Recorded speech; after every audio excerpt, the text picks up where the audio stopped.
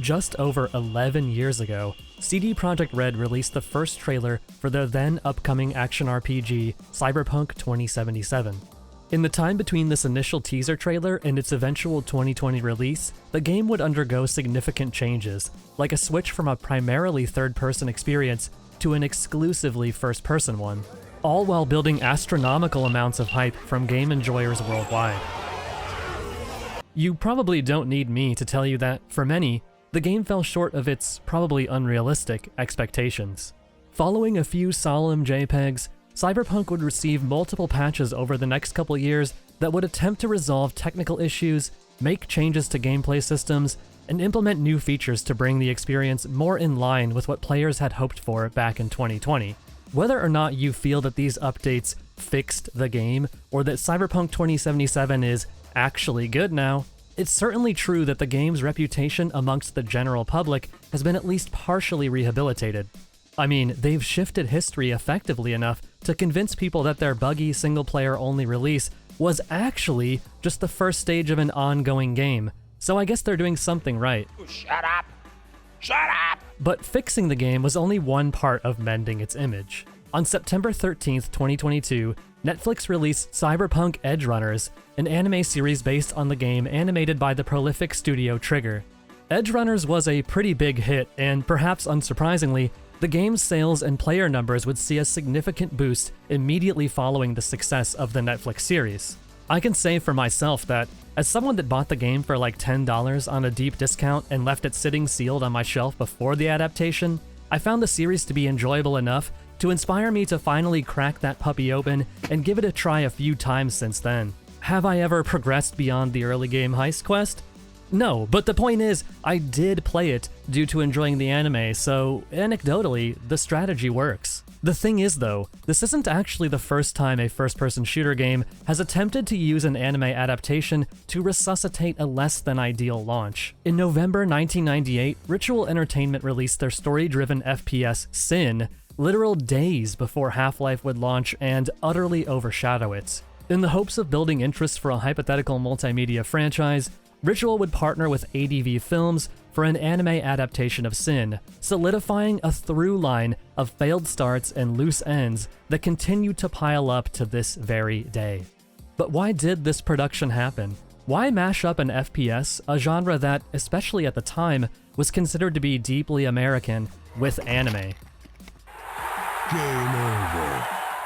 Was there ever even any hope of this animated adaptation released 2 years after the game, really resulting in renewed interest for something everyone instantly dropped for Half-Life? Is this all just a flimsy excuse for me to talk about some mild crossover between two subjects that I, and potentially I alone, find interesting?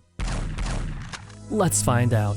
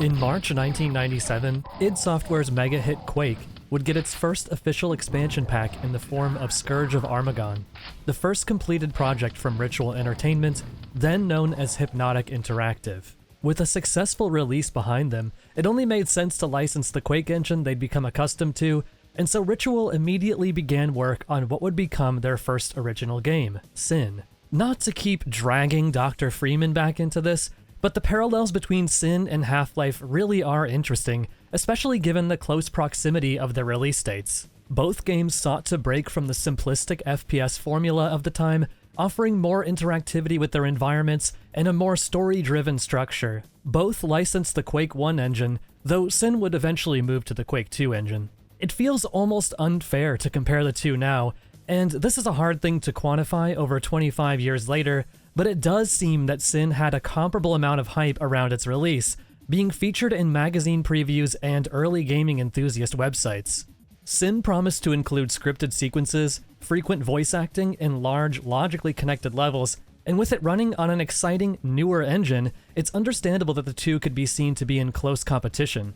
SiN would release to moderate financial success and relatively positive reviews, but much of the excitement around its standout features was tempered by bugs and technical issues, such as multiple minute-long load times. You haven't moved an inch since I left. What the hell have you been doing? I'm waiting for the SiN level to load. I've had time to harness my latent psychic ability. Really? I also knit you the sweater.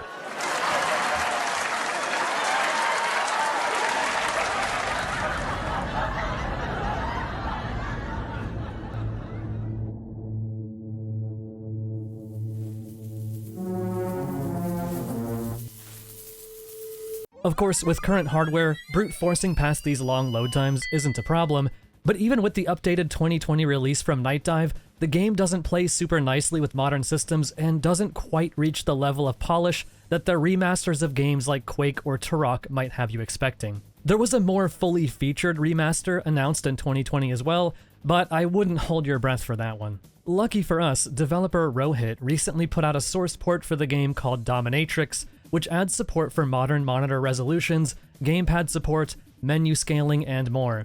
So that's the version of the game you'll be seeing throughout this video.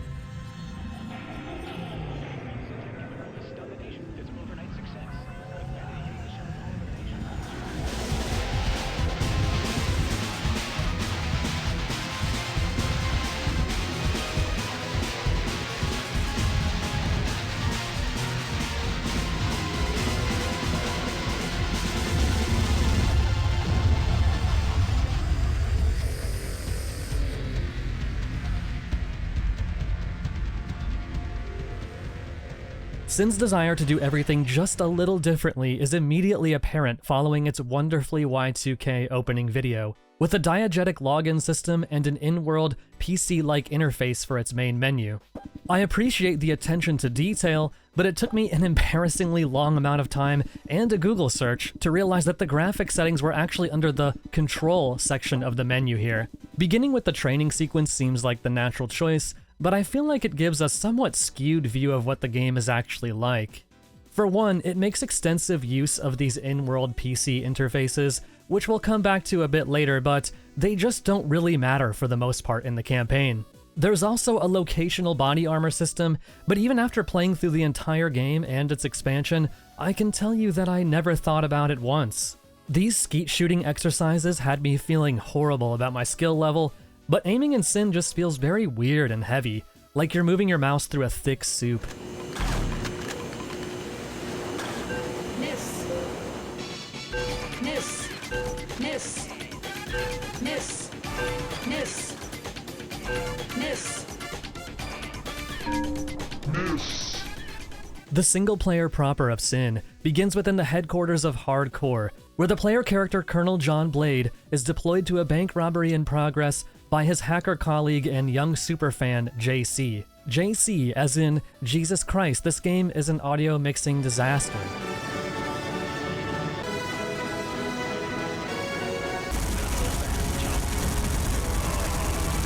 Remember, boss, civilians are not too cheap. So keep that on hostile body count down. I'm not sure if this is some kind of compatibility thing, but trying to make the dialogue audible over all of this other shit was a pretty constant struggle in capturing this footage. Anyway, we shoot down a bunch of bank robbers and blow a few holes in the Freeport City Bank from our helicopter while a stream of police cars pull up only to be exploded within seconds at the front doors. We descend from the rooftop and into the interior of the bank, right next to these ATMs. These machines being the first thing you see when you actually get to move around as Blade, serve as a good microcosm of SiN and its design. My mind immediately wandered, as it often does, to 2000's Deus Ex. Deus Ex has these PCs and ATMs that you could hack, often granting access to additional funds or information, some kind of actual use, right? But as far as I can tell, these ATMs are absolutely useless. It is technically possible to find some little Easter eggs in here and transfer money to yourself, but it serves no real purpose within the game, just interactivity to fill a slot on the box. Between the terminals, the locational body armor, and all these little items and weapon parts, it's easy to assume that when you start the game, you're in for some light immersive simming, but nearly all of these systems wind up being underused to say the least. Listen, little interactive objects in FPS games are great. If I see a toilet and I can't flush it, I'm gonna be disappointed. But in the case of SiN, despite initially being impressed by the detail of these computers, I don't think they had the impact on gameplay that Ritual was hoping for, with most of them acting as a fancy on-off switch. In a post-mortem for the game written a year after its release, one of the programmers for SiN, Scott Alden, had this to say about the ATMs and consoles within the game world. We had not planned for consoles during SiN's design stage, and each level designer was responsible for the console content. It took a lot of planning and work to make a console, because the text messages were presented using a full layout language, like HTML. Something as seemingly simple as an ATM machine in a bank required tweaking over the course of several months. Because consoles took so much work and effort, when crunch mode hit, consoles were underutilized, and in some cases, dropped out from the level and replaced with a push button. Superfluous computer terminals aside, this opening level overall makes a strong first impression. As I've mentioned in previous videos, I love when games of this era recreate mundane places for you to navigate, full of goofy little details like bulletin boards, posters, and cute low-poly depictions of everyday furniture. It's fun. SiN utilizes a mission objective system with mandatory and optional objectives that contribute nicely towards the game desire for you to engage with it beyond simply gunning down everything that moves. When you're exploring a bank and given an objective like gain access to the vault, you probably already have some ideas of how and where you'll make that happen. Despite generally incentivizing minimal civilian casualties, you will still spend plenty of time both running and gunning. If you've spent any amount of time with Quake 2, you can definitely feel its presence within SiN's moment-to-moment gameplay. Enemies will react to your shots depending on where and how you hit them, with weapons like the shotgun absolutely blowing them to bits. It's not quite to the extreme of Soldier of Fortune 2, another Quake 2 engine title, but enemies do have some locational damage stuff going on, making fights a little more visually dynamic. It comes down to preference, and it's hard to verbalize exactly why, but I've recently realized how much I prefer the feel of Quake 1 and shooters made within that framework over its sequel. There's little in the way of footage or screenshots of SiN when it was still on the Quake 1 engine, and I don't mean to imply it would have been better or worse, but it's definitely interesting to imagine how different the game might have turned out if they hadn't made the decision to switch engines less than a year away from release. So the Mafia goober we're chasing out of the bank, Mancini, eventually escapes our grasp when we're introduced to the main villain of the series, Alexis Sinclair. Blade is tracking us. I tried to lose him, but he's like one of your mutant blood. Oh my god. It feels like someone saw this warbling effect on the other models in the game and was like, wait, I've got an idea. This is probably as good a time as any to get into the art style of the game. Despite its eventual ties to Japanese animation, SiN has a look much closer in style to American comic books. In an interview with Ritualistic.com, SiN concept artist Joel Thomas cites comic book artists like Mike Mignola, Simon Bisley, and Greg Capullo as some of his favorites and a source of influence. Now, I'm absolutely not a comic book person. My first thought when seeing SiN's character designs was, whoa, it's just like Comic Zone, dude. But you can definitely see some similarities between the monster designs, and especially character designs, in SiN and some of the works from these artists. Though we exclusively play as Blade throughout the game, it's arguably the villain, Alexis Sinclair, who is the character most associated with the series, appearing on promotional and in-game artwork far more frequently than Blade or JC. Now, obviously, this is an FPS game from 1998, aimed at teenage boys and men, so a lot of this is probably cynical and pandering. How do we add sex appeal and all of a sudden it hit us like, oh, let's make the villain, this hot mama, But I do think Alexis's character and design receiving, seemingly, so much more attention made her more memorable and interesting than she might have been otherwise. We'll delve deeper into this later, as Alexis will undergo some changes as the series moves along, but as far as SiN 1 goes, a super genius scientist who also loves BDSM is at least a mildly interesting starting point. She feels extremely 90s camp in a good way. Much of the credit for the memorability of Alexis has to go to her voice actor, Hannah Logan, who brings a fun, dommy-mommy vibe to the character. Who's your mama? Similarly, our other two leads, JC and Blade, feel straight out of a 90s cartoon or comic as well. Blade, voiced by Eric Mills, isn't quite as quippy as, say, Duke Nukem, but he's not far off either. Bang! You're dead. What a chump. Schooled ya. Yeah! What a mess. You'll frequently be contacted by JC, voiced by Billy O'Sullivan, throughout missions, giving you updates or new orders as they come in. Nice going. Now we'll have to hack through their data the old-fashioned way.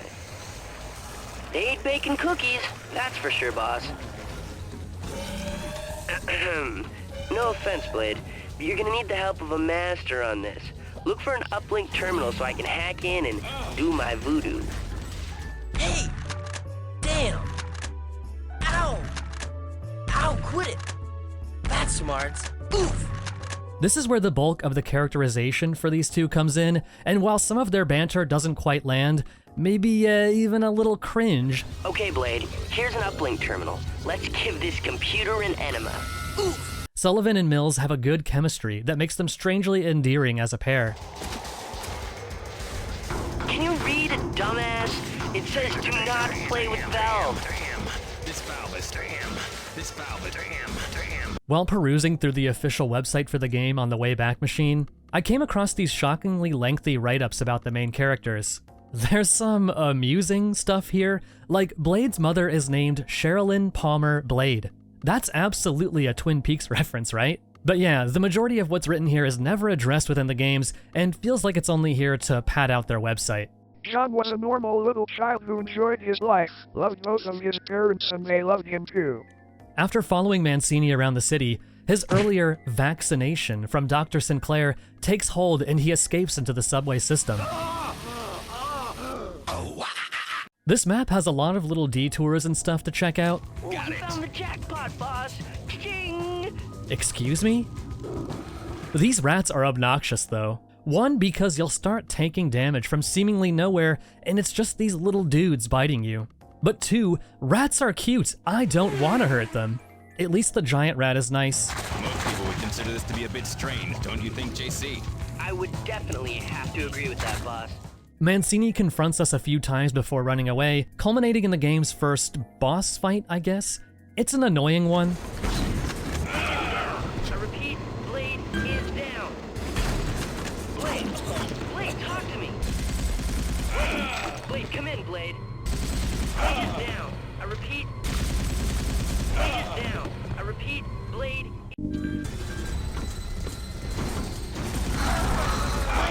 Blade? Actually, I wrote infuriating in my notes. I think I was upset. Eventually, I was able to cheese him on this escalator, granting us some more embarrassing dialogue. Phew, this thing smells like a dried out turd. Yo, Daddy-o. Oh, that thing sure belonged in a freak show. Now we just gotta figure out which one. Ask Hadwin and Mueller to check out his ovaries. Mueller, Hadwin, check his ovaries. What? Sir? We find out that Mancini was injected with U4. Drum roll, please. U4. U4? U4. A super drug that'll do some Resident Evil T-virus type shit to you if you do too much of it. So JC lines the dots between SiNTech, Sinclair's biotech company, and the aforementioned U4 drug. Only one place makes it, according to the info I found on the hyperweb. And we head out to SiNTech for a stealth mission. I've got to get down to SiNTech Chemical and check this out. Tell your fantasy girl I said hi. I know that complaining about stealth sections in games that aren't generally focused on stealth is a little bit tired, but this one really is abominable. We have to make our way through the SiN facility, and as much as you may still have your Deus Ex thinking cap on and want to find a different entrance, there's no way in but through the front door. The problem is, this secretary will freak out at the sight of a single pixel of your body and sound the alarm.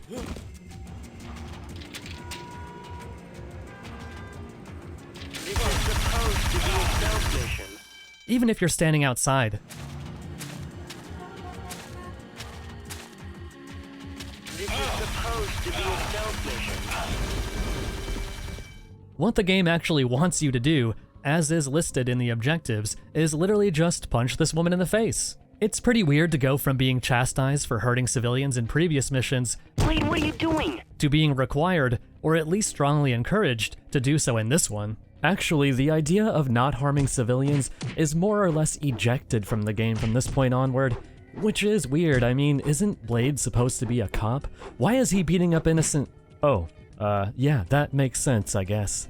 It's funny going back and reading previews because a few of them explicitly mention these scenes and talk about how NPCs will react less harshly if you walk in unarmed, but there's absolutely no spectrum of reaction here, just instant panic.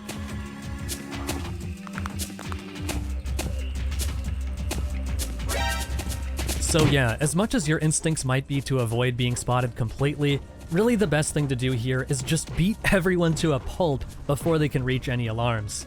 Oh really? I remained undetected, huh? Alright then. Eventually we get our hands on a worker's uniform and head to the lower labs. This part is a little better now that we can blend in, but there's some new issues. AC, how do I get my security here? You need to go through the ventilation system, Blade. Oh, okay, sounds easy enough.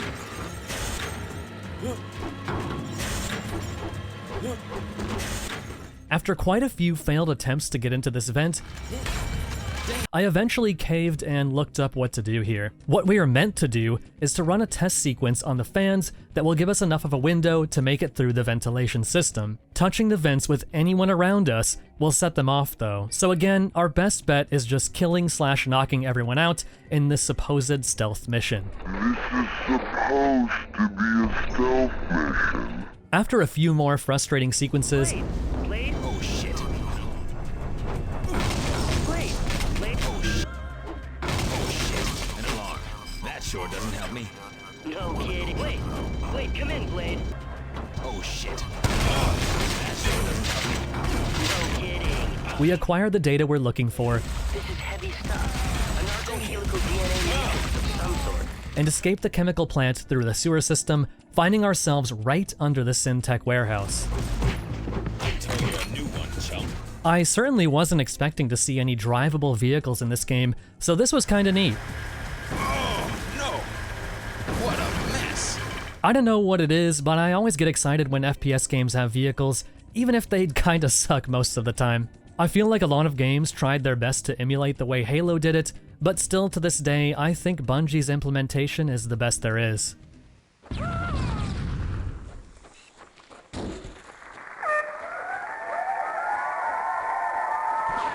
This warehouse map has a lot of these bulletin boards and wall hangings to look at. I love taking some time to appreciate this kind of stuff in games, even big modern AAA ones. Feels like these little goofs and references left by environmental artists and writers can often give a ton of personality to the world they're found in. These particular jokes are so bizarre though.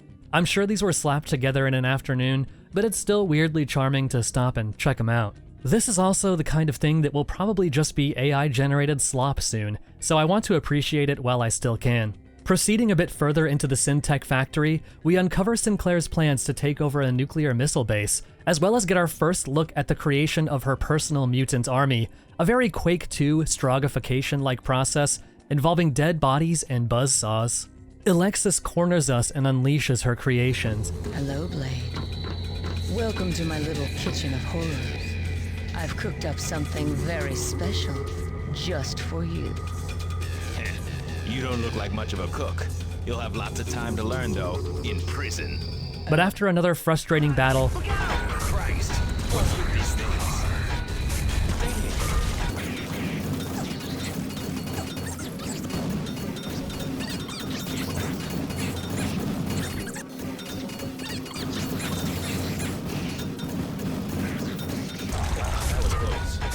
we dispatch them and fly off to deal with the nukes. The next few stages of SiN are representative of a greater problem I have with the game and, frankly, the series as a whole. When you see discussion of SiN online, it tends to center around the opening bank stage, which makes sense. It's a strong opening level, and I think SiN and its contemporaries excel at depicting environments that are representative of real-life spaces that you're likely already familiar with. SiN is at its best when you're traversing areas like this, and it's easy to look back on my time with it and remember these areas fondly. But unfortunately, the game, especially the middle portion, is dragged down heavily by an overabundance of sewers, industrial plants, water treatment facilities, just way too many concrete walls and valves to turn in general. You know what I mean? Have to find another way into the central system. Hold on, I'm pulling up the schematics.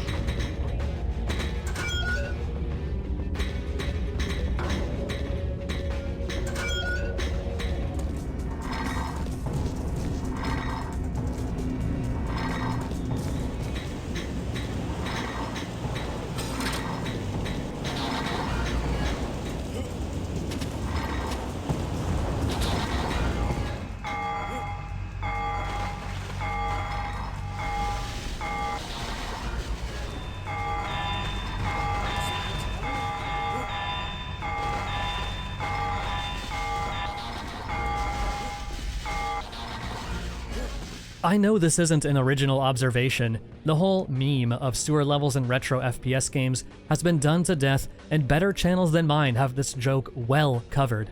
But I'm not exaggerating when I say that writing about these portions of SiN has ground the production of this video to a halt because, while I feel that I want to be thorough and fair to the game, these areas are just a blur in my memory. I look back at my footage, hours of it, and it's just slop. I think the word padding is thrown around way too much when people talk about games, or really any media, but this is honestly how I would describe a non-negligible amount of the maps in SiN. The bank level has become sort of iconographically tied to SiN as a series. The trailer for Phantom Fury, an upcoming retro-style FPS from 3D Realms, includes a stinger at the end, teasing Blade showing up in that game, followed by some gameplay featuring the pistol from SiN and an environment that feels like a callback to the bank level. The truth, though, is that after playing every release in this series, the iconic environment that I could always count on to make a return over and over is the site of some portion of the process of water treatment. So with the understanding that a lot of the game is just like this, we're gonna move on and get to the stuff that's actually interesting. After an admittedly pretty cool and aesthetically pleasing underwater sequence, we make our way into the decompression chamber. Oh hey, Captain Chode, I love that little guy. And close the door behind us, removing those harmful sewer contagions from our body and replacing them with the fresh polygonal outdoor landscapes our body has been starved of. This jungle area isn't exactly lush, but it's charming. This one little pack of leaves is doing a lot of heavy lifting here. Pushing through the dense vegetation and some dinosaur-like mutants, we eventually find ourselves on the road to Sinclair's hidden base. After the forklift ride earlier, I did hope that we'd get more vehicular segments, but I think I've put us into a real monkey's paw situation here. You can definitely see what they were going for, given just how many shooters would go on to do sequences just like this in the following decades, but unfortunately, this one is a little rough.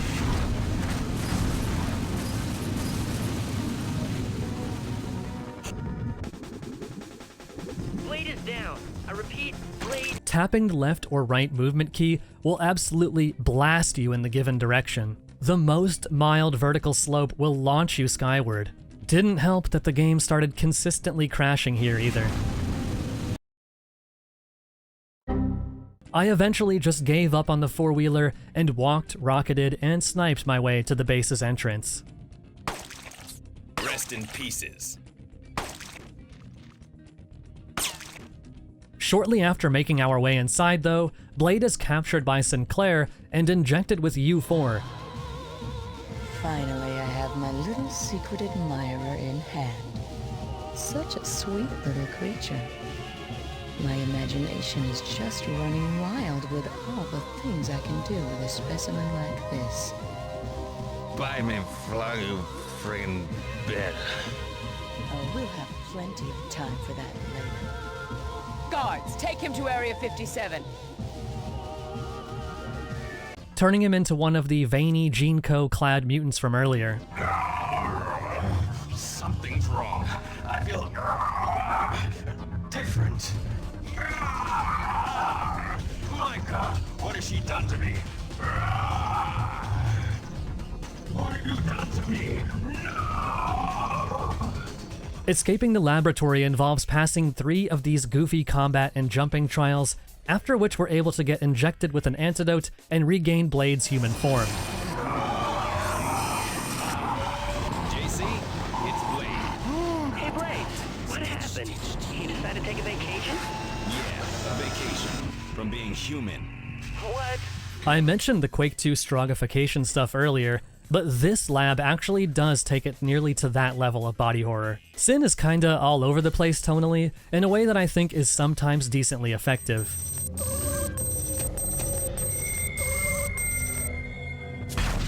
Immediately after delving this Clive Barker-esque nightmare dungeon, we emerge in front of Sinclair's mansion. This map is great, and you can tell they had a lot of fun with making it. It's full of traps and secret rooms, lots of late 90s ideas of supervillain opulence. The further you progress into the mansion, the more it becomes like a museum of BDSM. It's all over the top and silly, obviously, but it does contribute to Alexis being a memorable and entertaining villain for me. Whoa, Blade. This is some crazy CEO. She seems a little twisted, don't you think? You know you're drooling, JC. She's a mad scientist billionaire, turning Freeport's less fortunate into mutants, but she's also got hobbies. We love that for her. Damn. You could run an empire from this bedroom. She does, JC. That's the point. She's got gear I could only dream about. In more ways than one, JC. There's also what I assume to be art from the concept artists I mentioned earlier on the walls, as well as this back view of a key character from the sequel that we'll be discussing a little later. After climbing into a secret tubevator hidden in Sinclair's office and watching a bit of her end-of-game villain speech, From the day I spliced my first gene, I saw the power contained within our very own genetic chains. In them, I saw the beauty of humanity as it could be. Ladies and gentlemen, I welcome you to the dawn of a new day for mankind. Today there will be a revolution, but so much more. Today there will be an evolution. we get our last little stretch of busy work before the finale. This map actually glitched out on me, and I had to goof around with some console commands to restart it after wasting a not insignificant amount of time wandering around trying to determine if I missed something. Alexis gives one more speech before Blade interrupts her. I will let history judge my actions. Children, we shall be perfect. And in our perfection, we will achieve a higher consciousness. Welcome to the dawn of a new age. New dawn my ass, you wacky bitch. There's actually a couple times that she mentions Blade's bite, and I don't know what that's about. What's that guy doing? Too bad I can't stay around to feel your What's fight. that guy doing here? Ta-ta. Too bad I can't stay around to feel your bite. Ta-ta. Obviously it draws to mind the other Blade, but I have no idea if this was an intentional reference or what, and it's weird. As is tradition with shooters from this era, we do battle with a large, meaty bullet sponge final boss.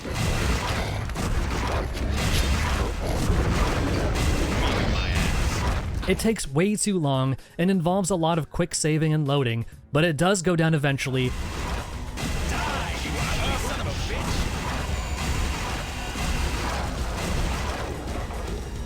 And we're treated with a final cutscene with audio that almost immediately goes out of sync. Oh, what should I do with you, Blade? Perhaps I'll lobotomize you and keep you as a pet. That would be amusing, don't you think? I don't think you're gonna do squat, lady. In case you hadn't noticed, I have the gun. After all the shit you put me through, you're crazy to think you're gonna walk out of here alive. Following a Basic Instinct reference that was probably already tired in 1998, But John, I'm willing to bet my life you've never seen anything like this before. Watch. I don't This! Oh, hell. Sinclair teleports away and That's it.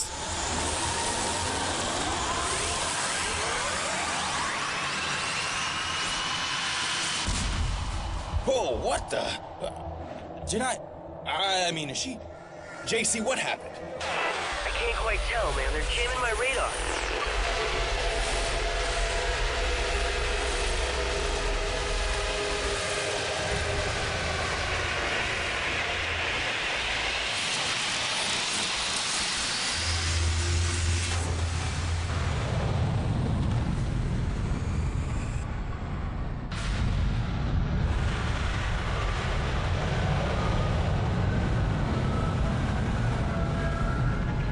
Wait a minute. Here we go. I'm tracking 4 outbound targets from your location. Oh no! What the? The targets have vanished. The radar's clear. She's gone, Blade. She's gone. No way! Your crazy bitch got away. I can't believe it. She got away. No! Blade types up his report that essentially amounts to, hey, we're gonna make a sequel, and the game fades to credits while Blade talks about how he's gonna kick JC's ass. Hey, Knuckles! Get off that computer before you break it. That's a complicated piece of hardware for a caveman like yourself. Can it, JC? Speaking of cans, look at what I found here, JC. One last can of kick-ass. I wonder what I should do with it. Blade, look, dude, what are you doing? Look, if you're still mad about that mom joke, I was just Be kidding. ashamed to let it go to waste. Now that's the sound of refreshment John Blade style. I kinda miss when games had these credits with pictures of like the devs sleeping or hanging out with skeletons or whatever. It's cute. I guess they probably stopped when they realized that showing a team of anything other than exclusively white dudes would get the worst freaks online crying about it for the next decade.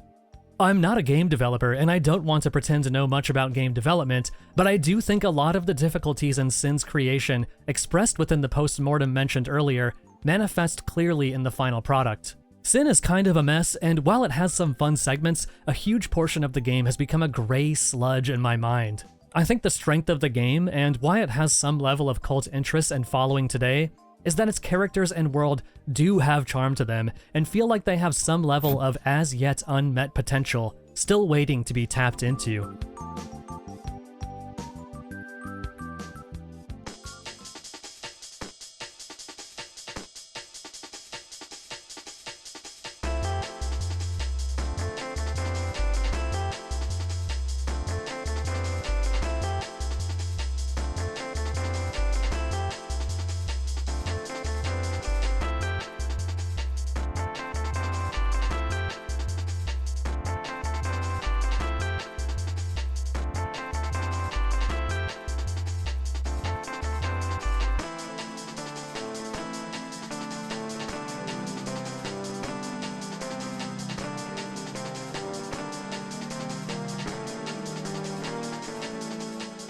In February 1999, only a few months after the release of the base game, SiN would get an expansion pack in the form of Wages of SiN, this time developed by 2015 Inc.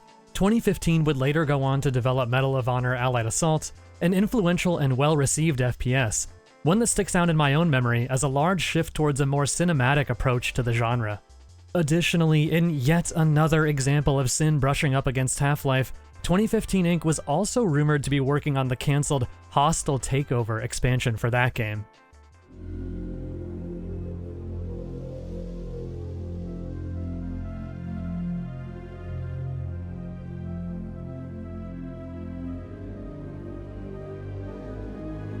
Wages of SiN opens with one of the funniest title screens I've ever seen. Like, even for the time, this is hilariously plain, and then this helicopter just blasts in, throwing the text all around. It's good stuff. We're introduced to Monero, the new villain for this expansion, a mafia boss who wants to swoop in and take advantage of the power vacuum left by Alexis's vanishing act. We cut to Blade, who's back to keeping the streets of Freeport safe and free from crime.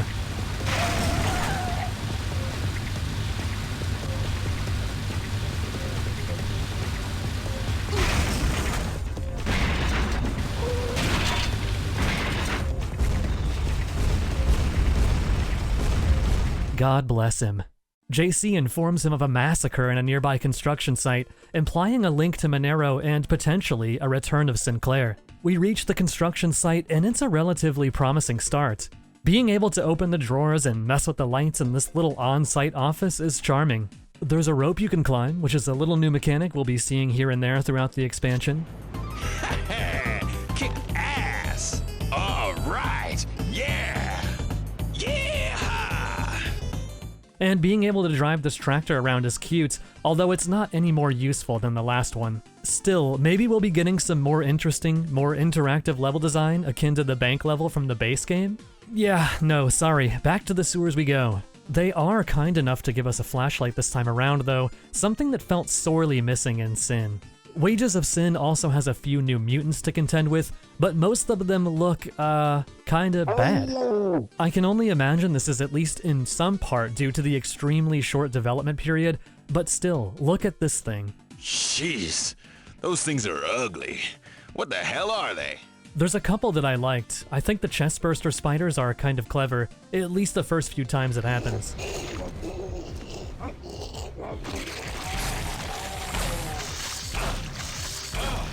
These guys are good. It reminds me of that horrifying thing from Extro.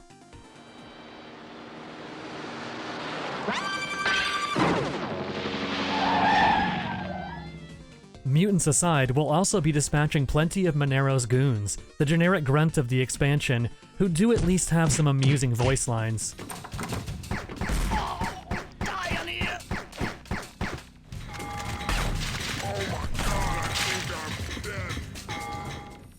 Yeah, I could really go for a cannoli right now. Speaking of voice lines, the writing and acting in Wages feels like a step down from the base game, which already wasn't great to begin with. Watch out for that camera, Blade. No shit, Sherlock. Ooh, little cranky on these stealth missions, are we, big? Any more news, Professor? Yeah. You know, you should get a life one of these days. Blade and the goons are constantly making little quips about him being Barney Miller. Who are you supposed to be, Barney Miller? I'm a regular Barney Miller. That's right, Barney Miller is back. Boss, Barney Miller never blew people into chunks, okay? Am I supposed to know who that is? What kind of boomer-ass reference is this? Adjust. Okay, Barney. Wages of SiN tries to go in a less linear, more exploratory direction than the main game, which I think makes sense on paper. After all, a lot of the base game systems we discussed earlier feel like they were originally meant to cater to that kind of level design. All right, I'm in. In this map, we have to infiltrate a shipyard and its underground mob base to rescue the girl. And the combination of stealth, exploration, and computer terminaling come together much more cohesively than similar areas in the previous campaign. SiN actually has a lot of great music that I didn't notice or appreciate until Wages, which reuses a lot of the same tracks in addition to a few new ones.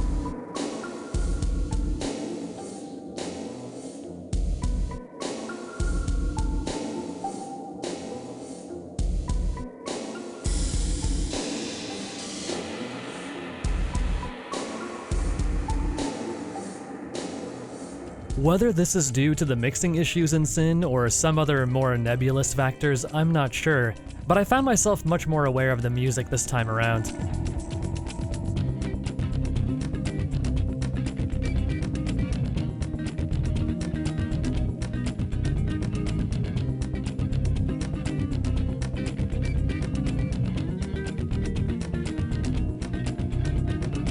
Sadly, once again, this is all let down by the extremely boring and repetitive sewer-adjacent settings.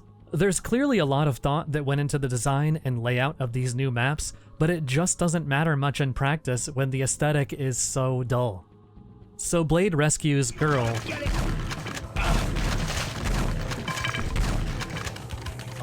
Nope, don't need it.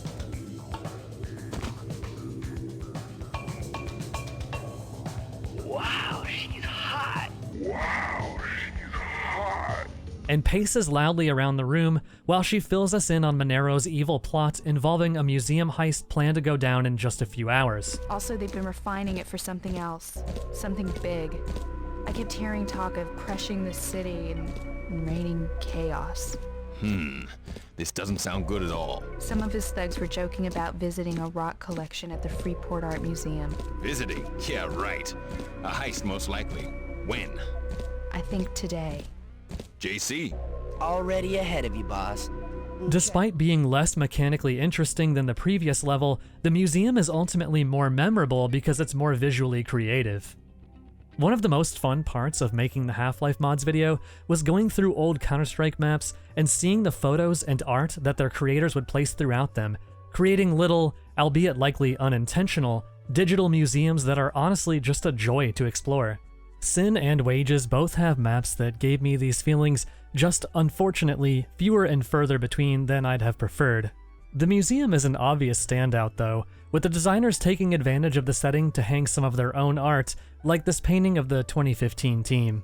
Or this painting depicting Richard Gray, aka Level Lord, a level designer on SiN, and an almost Cliffy B-like figure within the history of the series.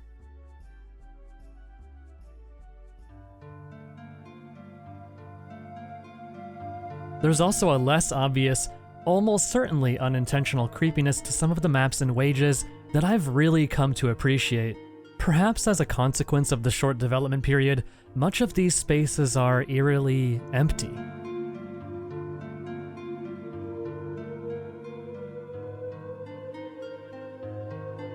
In particular, this vacant sort of office building, I guess, absolutely nails that liminal space vibe.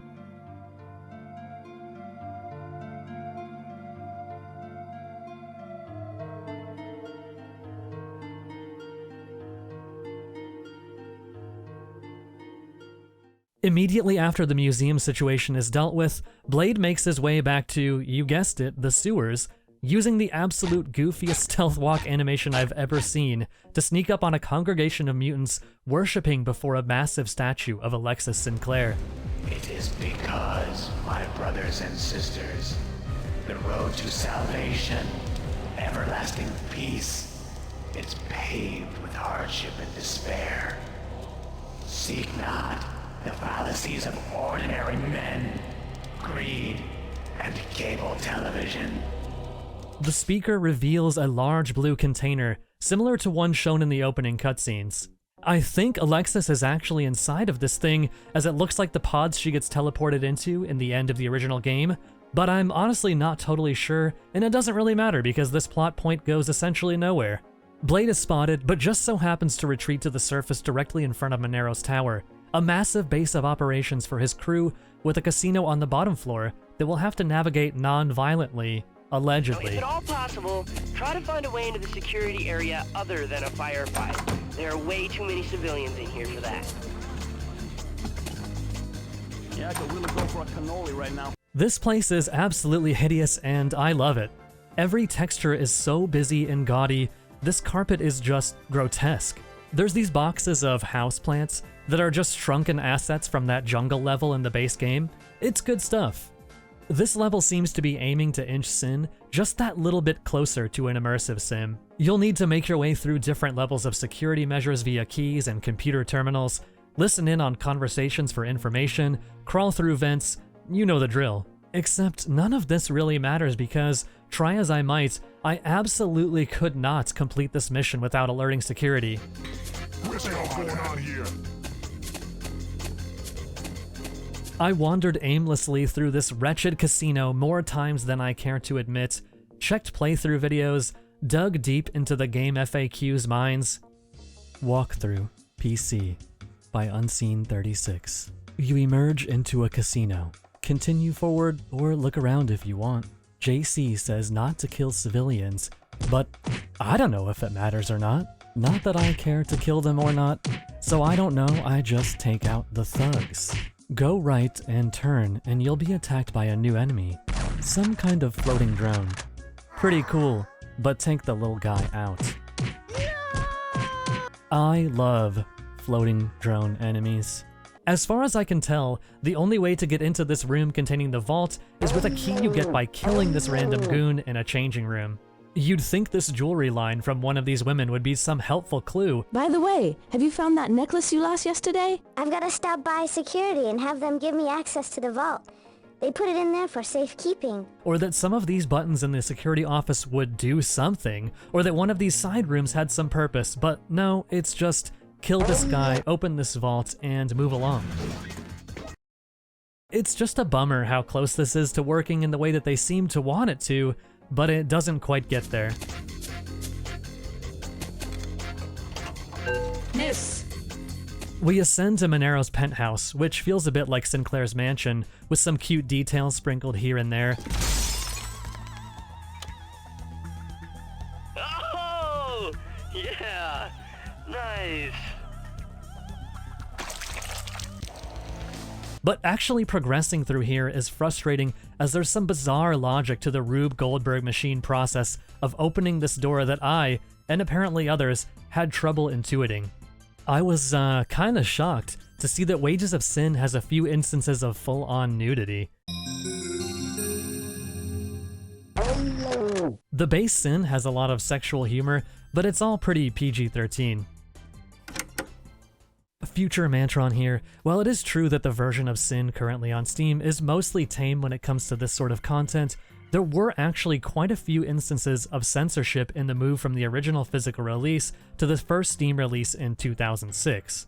Some very, very tiny, low-res depictions of nudity were replaced with more tame images, and some nudity present in battle-damaged multiplayer character models was removed as well. More interestingly, a lot of references to real-life gaming magazines and other copyrighted content were changed, as well as photos of what I assume to be friends and family of the development team. That being said, some of these textures seem to have been changed back again to their original forms for the 2020 Night Dive release that I played, so I don't know. Interesting stuff, but back to the video.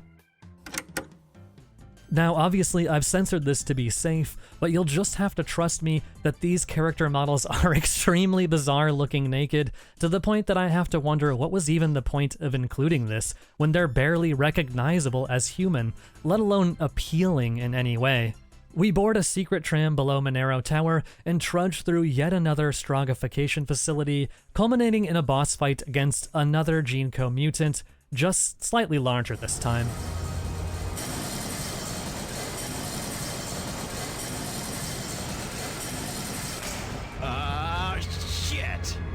Similarly to every other boss fight in these games, this involves a lot of circle strafing and quick loading, but we managed to take it down only to be asked to do it again, but against 2 of them this time.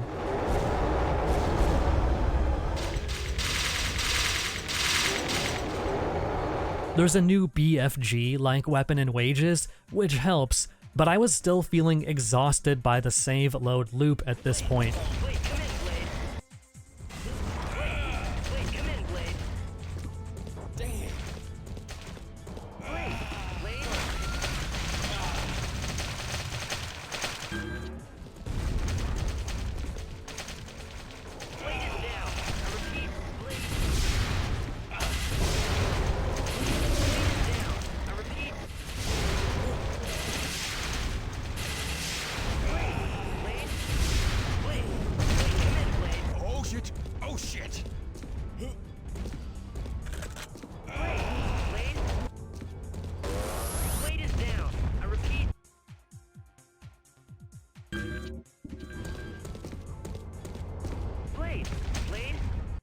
Oh, f off, you don't get to make this joke.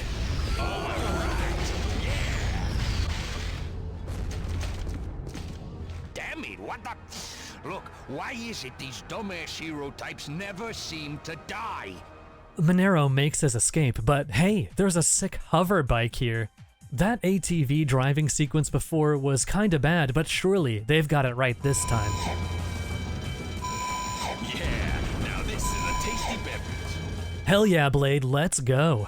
That place is about to come down any moment now. Got it, JC. Alright, let's do this.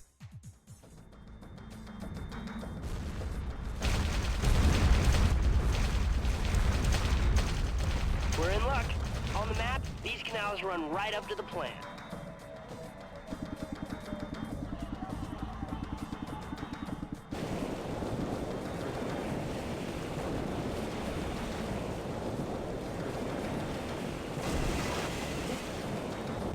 What?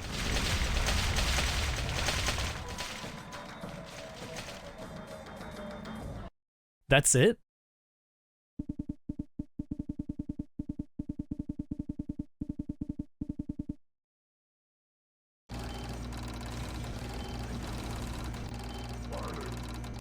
I don't like the sound of that. And now he's just inside the plant? What is happening?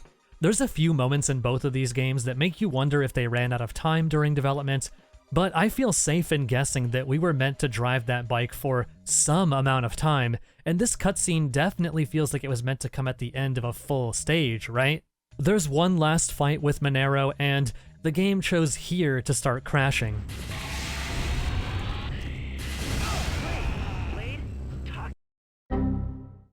Loading a save from any point during this 3-phase boss fight would crash the game, meaning I'd need to restart the game completely after any death and load a save from before the fight began. I hope you'll understand when I say that I was just simply not going to do this. I activated God mode and did what needed to be done.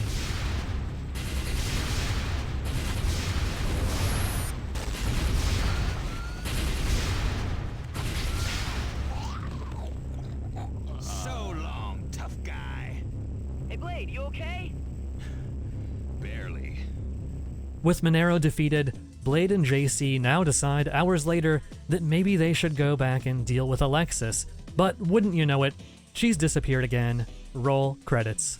Wages of SiN, for me, is a case of 2 steps forward and 1 step back. It sucks that 2015 weren't given more time to flesh things out, because I do think that Wages does some things better than SiN, and has some forward-thinking design.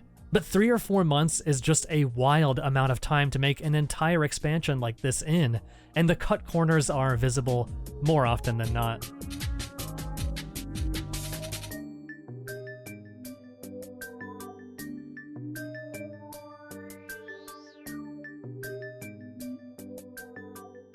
Hurry, pre-grand opening specials are happening now.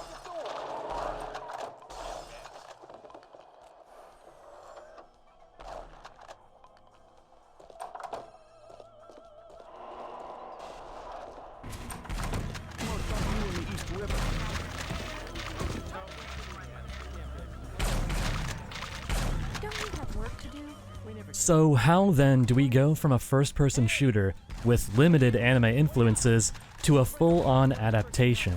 I think understanding the state of FPS games and anime in the US, specifically around the turn of the millennium, is key to answering this question, but I do think I should point out that there were shooting games played from a first-person perspective with an anime art style being made in Japan as early as the 1980s.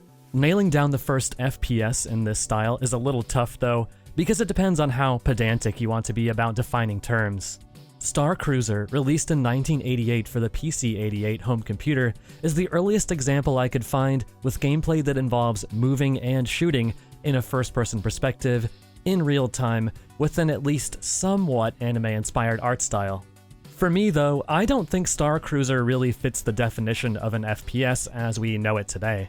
The Super Spy, an SNK arcade game released in 1990, skews much closer to a true FPS for my money. We've got real-time first-person combat in a pseudo-3D space, and although the player's movement is limited to a grid akin to first-person dungeon crawlers, manually aiming at enemies is key to successfully playing the game. Super Spy even has visible hands and weaponry, a visual feature that wouldn't be popularized in first-person games until 2 years later in games like Wolfenstein 3D and Ultima Underworld.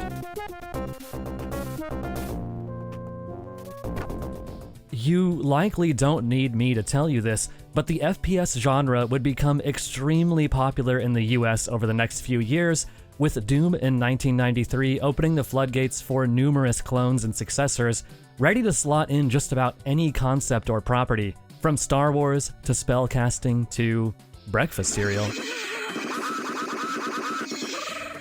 In 1997, Valve would show off an early version of Half-Life at trade shows and to various gaming magazines, demonstrating the game's technical advancements beyond what its base Quake engine was capable of. A major focus of these previews was on Half-Life's skeletal animation system, allowing entities within the game to be animated in a less hardware-intensive manner, illustrated in part through this robot who could do a widow baby dance. How precious. Although Next Generation magazine referred to the bot as a public domain robot model, and the Half-Life community now refers to him as Polyrobo, because he's polyamorous, obviously. The robot's design is clearly based on these cute bipedal battle pods from Super Dimension Fortress Macross. Really though, it's hard to blame Next Generation for not recognizing the model, given that availability and awareness of anime in the United States at the time had only just started to reach the mainstream. Now ubiquitous shows like Sailor Moon and Dragon Ball Z had only just started airing stateside, and series like Macross were often heavily altered and rebranded in ways that were considered more marketable for US audiences. But with these soon-to-be massive series airing on television, and series like Evangelion hitting store shelves in late '96, it was probably only a matter of time before someone in the US saw fit to try to slot some anime into that FPS mold.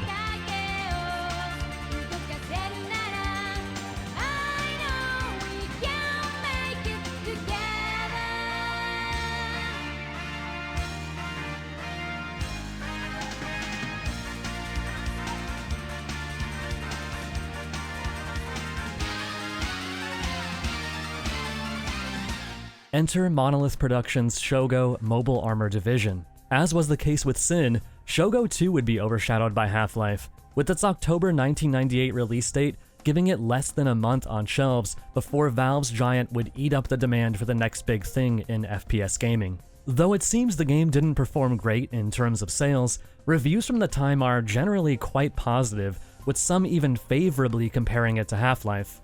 Shogo's approach to emulating mecha anime, taking every trope and genre convention and mashing them all together, creates something that feels like a fake game you'd see in CSI or something. Excuse me, ma'am, you control that electrical fence? As a matter of fact, yes. Could you turn it off for me?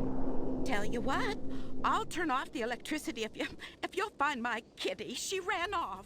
It's thankfully not doing the thing you'd see in a lot of American cartoons at the time, where it just makes fun of anime in a borderline racist way, but it's also not really interested in engaging with its material beyond the most surface level, it's like one of my Japanese animes, way possible. Shogo wasn't the only game around this time attempting to translate mecha combat into first-person shooting gameplay. Shortly after the launch of the Dreamcast on 9/9/99, developer Infogrames would release Slave Zero on Sega's new machine, as well as PC, another Western game attempting to co-opt the mecha genre to mixed success. But I honestly loved Slave Zero as a kid, in spite of some of its admittedly major flaws. It, and the Dreamcast itself, came out around the time that I was first starting to think about games, and how what I wanted from them did or didn't line up with website and magazine reviews. The game that really pushed me to beg for a Dreamcast for Christmas wasn't Sonic Adventure or Soul Calibur, it was Toy Commander.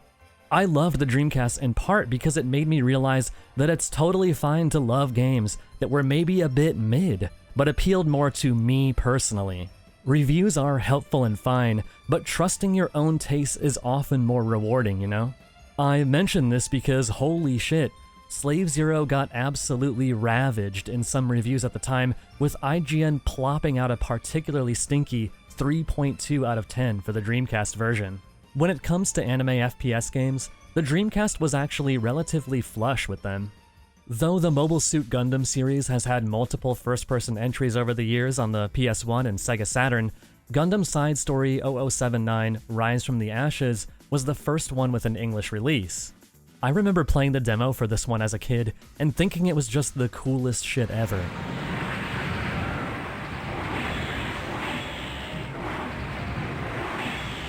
Even coming back to it now, the sense of scale and immersion that come with this full cockpit view hold up really well, and the game has that extremely clean, high-res look to it that so many of the best Dreamcast games have. Mach-N X might be stretching the definition a little here, as it's more of a first-person slasher, but that still makes it an FPS, so I'm gonna count it. Mach-N X was developed by Atlus, with a lot of the creative staff behind the Shin Megami Tensei and Persona series involved, and has a very similar aesthetic to those series, giving it a unique vibe compared to anything else we've looked at thus far. Still looks genuinely impressive at times too.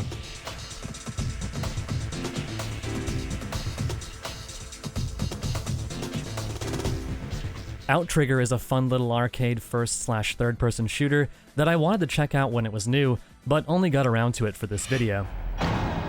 Outrigger. It's definitely a bit bare bones. As a straightforward arcade port, it's lacking any kind of story or much in the way of single-player modes, outside of some challenges and bot matches. Even just against bots though, if you set your control scheme to something a little more modern, it's a good time. Great music here too.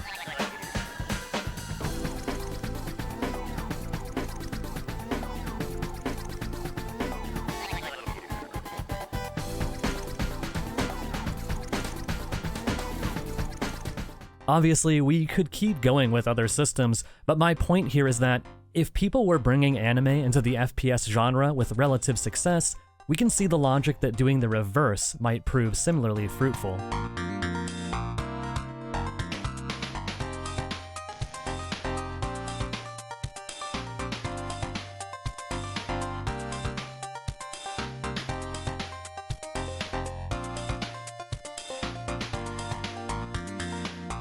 In October 1999, ADV Films put out a press release announcing SiN the Movie, a not-quite feature-length film based on the SiN video game to be released in the summer of the following year. ADV Films, or AD Visions, was at this point one of the largest distributors and dubbing studios for anime in the US, hence the AD initials for animation dubbing.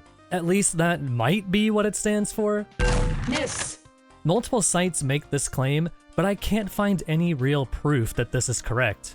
A TV Tropes wiki page for ADV says that covers for their early releases mention animation dubbing, but I've looked through images of quite a few of these old tapes, and I haven't been able to find it anywhere. In fact, in 1996, ADV held a little contest on their website where they asked people to come up with their own interpretation for the initials, but refused to say what they actually stood for, so who knows? Anyway, as far as I can tell, ADV had never been so directly involved in the actual production of an animation before SiN, so it's not hard to imagine that this was an important project for the company at the time. Staff from both ADV and Ritual spoke with Wired in a surprisingly candid manner about how and why the project came to be. Any game that's converted to a movie is going to need a tremendous effects budget. Drawing it as a cartoon certainly simplifies that process. Before looking into the production of this film, I'd assumed Ritual were the ones seeking someone to adapt SiN to the screen, but it turns out ADV approached them at the 1998 E3 in Atlanta, in the hopes of adapting SiN through a collaboration between the two companies and a Japanese animation studio. We chose them because SiN has a story and characters behind it. They went in depth with their characters. There's such a nice, intricate story that could be developed. It seemed much better to go after that than anything else at the time. The way this article frames it, the decision to adapt to an animated feature rather than a live-action one does come across a bit cynically cash-grabby, as if producers were watching the rising popularity of anime in the US with dollar signs in their eyes, hoping to snag a relatively cheap animated production that could potentially help them build a multimedia franchise. At Anime Expo 1998 in Los Angeles,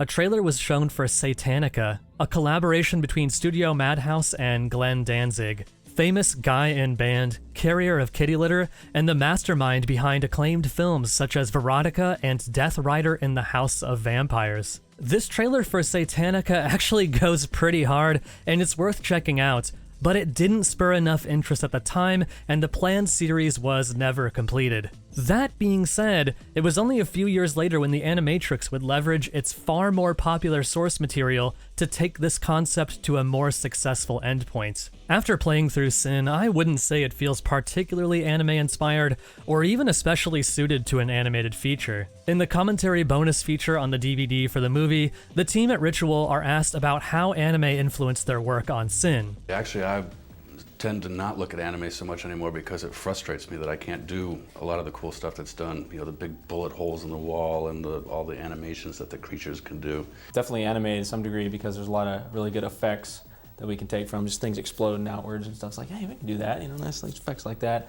You know, we take a lot of stuff from, you know, blood and gore type things from anime movies because they seem to go over the top, and in games we kind of want to go that same direction and still get into Walmarts and whatnot, but go in the direction with the guns because they always seem to be, anime is like one of the more thought through creative like visions for like incredible weaponry and explosion, things you just don't normally see. For SiN, definitely, SiN had a kind of a comic book anime feel as a game for us, and there was definitely influences. I think anime in particular influenced a lot of SiN, actually, because we were at first we were working in a house when we first started going through the design phases, and a lot of the guys on the team were young, so they never had even been out of mom and daddy's, guidance. We would put in anime tapes, Eon Flux, Yurosaka Doji, tapes that like we enjoyed, and a lot of those guys had never seen that stuff. And if you ever watch a lot of anime, it's like, if anything, it's either going to gross you out or it's going to inspire you to like a new way of thinking that maybe you never quite had it. These answers feel kind of vague, especially compared to the more specific influences on Monolith's Shogo. But the thing is, for a lot of American viewers at this point, cool effects, crazy gore, and over-the-top weaponry was anime. Many of the anime VHS and DVD releases at the time, ADV films included, were series and films with graphic violence and other adult content. Anime fans wanted to see shocking, over-the-top stuff. They probably weren't going out to rent or buy something like Urutsuki Doji because they had read the manga, or Ninja Scroll because they loved the director, or whatever. They wanted to see some gnarly shit.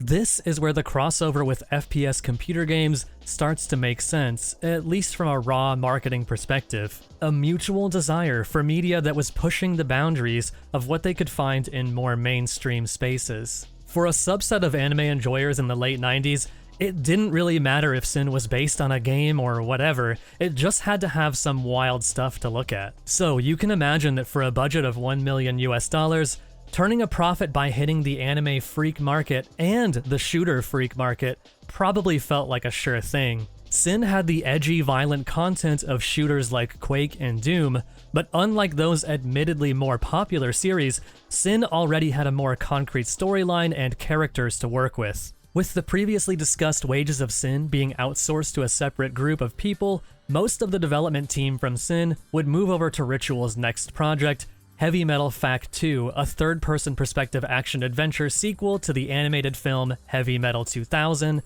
further tying Ritual to the world of animated films. Fact 2 is actually a really cool, forward-thinking game in a lot of ways that probably deserves its own video, but the point here is that Ritual had their hands full, and had only a small part in the actual production of the SiN movie, handing off story and character design documents to ADV, and making script approvals when necessary. The gears began to turn, and it fell on Phoenix Entertainment to begin the work of, actually making and animating the thing. With Yasunori Urata as director of animation, and Kensei Date and Ryoma Kaneko writing the screenplay. Urata had previously directed for well-known series like Patlabor and Macross, as well as the final episode of the Giant Robo OVA series, but if you're my age or younger, you're probably more likely to be familiar with his later work on the 2001 series Hellsing.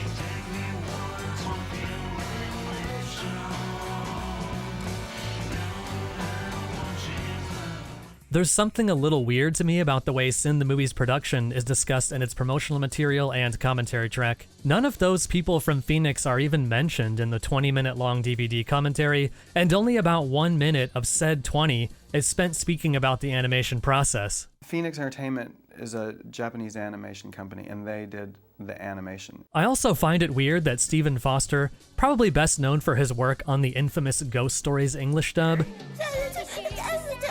That's right, Keiichiro. Mom's looking after us. is named as simply director here, rather than ADR director as in director of SiN's English dub. I realize that it may have been impossible to bring in any of the people from Phoenix for an interview, but it just feels off to me that the people who did the bulk of the creative work on the film seem to be of such little interest to the people that put this commentary together. Though, speaking of promotional material, SiN's movie had a website that's pretty entertaining to dig back through today. Lots of little goodies like wallpapers, some of which actually kinda own, and some featuring some pretty questionable character art. I'm guessing these would have been stands you'd see at Suncoast Video or whatever. Damn, these shirts are sick. Look at these dudes. I think I need one. Maybe not $60 need one though. Oh, whoa, they have clips from the movie? Let's check this out.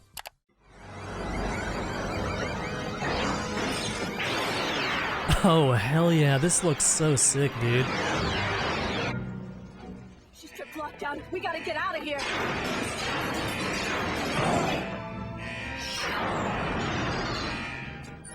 Let me see if I can override it.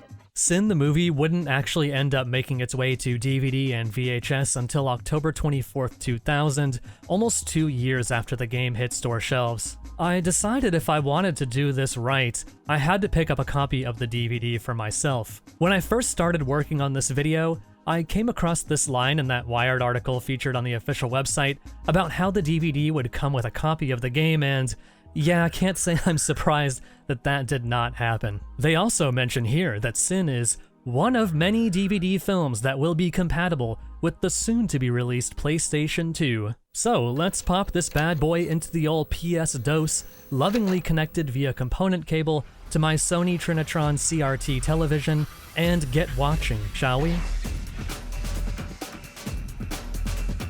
SiN opens with Blade attending the funeral of none other than our favorite horny hacker dweeb, JC, before flashing back to the day of his demise. The storyline here hits a lot of the same beats as the game, but there are some big changes here and there, and this is probably the biggest and most controversial one. I think some of the changes and additions here are positive, but this one is weird. If you're coming into this having played SiN, JC dying so suddenly, fully exiting the film by the 5-minute mark, feels abrupt and unearned.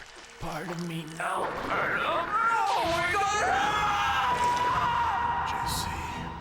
If you're not familiar with the game, you aren't given enough time with him to even know who this dude is, much less care about him. Blade will frequently reflect on the death of JC throughout the film, and is a much more serious and brooding character, seemingly because of it. Losing that playfully adversarial dynamic between Blade and JC, as silly as it could get in the game, does meaningfully detract from Blade as a character and SiN as a whole. But on the bright side, we finally get to learn what JC stands for. John Christopher Armack.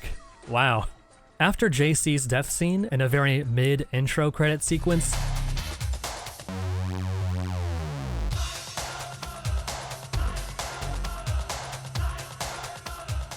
Blade is visited by Lorenzo, a mafia leader who was close to Blade's late father. This change I actually do like. It never really felt like there was much of a purpose to the mafia elements in the games, outside of providing basic goons for Blade to kill between mutants. So Blade having this connection to these crime families has some more interesting narrative weight to it than just, he's a cop and they're criminals. It seems like they were trying to reverse engineer some thematic reasoning for the name SiN, outside of just, I don't know, man, it sounds cool and her name is Sinclair, you know? Another big change, or addition rather, is JC's sister, Jamie, who also goes by JC, which is pretty funny / cute IMO.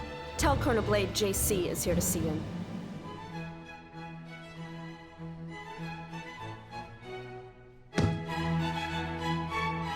Jamie is in some military branch and is much more serious than her brother. That information is classified. Of course it is. I like Jamie's design and she's a cool addition to the cast, but the dynamic between her and the newly depressed Blade is just too humorless and uninteresting. There's another new guy, Tim, who I feel is meant to sort of act as the goofball replacement for JC, but he only shows up like twice, and the second time is just to get killed. The final addition to the hardcore squad is Kate, a weapons specialist and pilot. Kate kind of fits that sniper girl trope. Not sure where exactly that started, but I feel like it's absolutely everywhere. Kate is also a cool addition to the cast, but sadly doesn't have much to do other than fly everyone else around. Jamie is convinced that Blade had a hand in her brother's death, and that the little girl JC rescued from a mutant, Elise, can tell her more when she's recovered. Meanwhile, we learn that Elise has some connection to Alexis during her underwater VR board meeting. I like this rendition of Alexis, although her camp level has been lowered somewhat, which is a shame. If you can handle it, then come back this evening and I'll catch you in. I do love that all of her top employees are also flamboyantly dressed women. They're great. Mancini shows up here as well, and after viewing a demonstration of her mutants at work, undergoes a much more hands-on transformation than we saw in the game. Why are you so surprised, darling? You said you wanted to be a part of it. Now it's time to cut you in.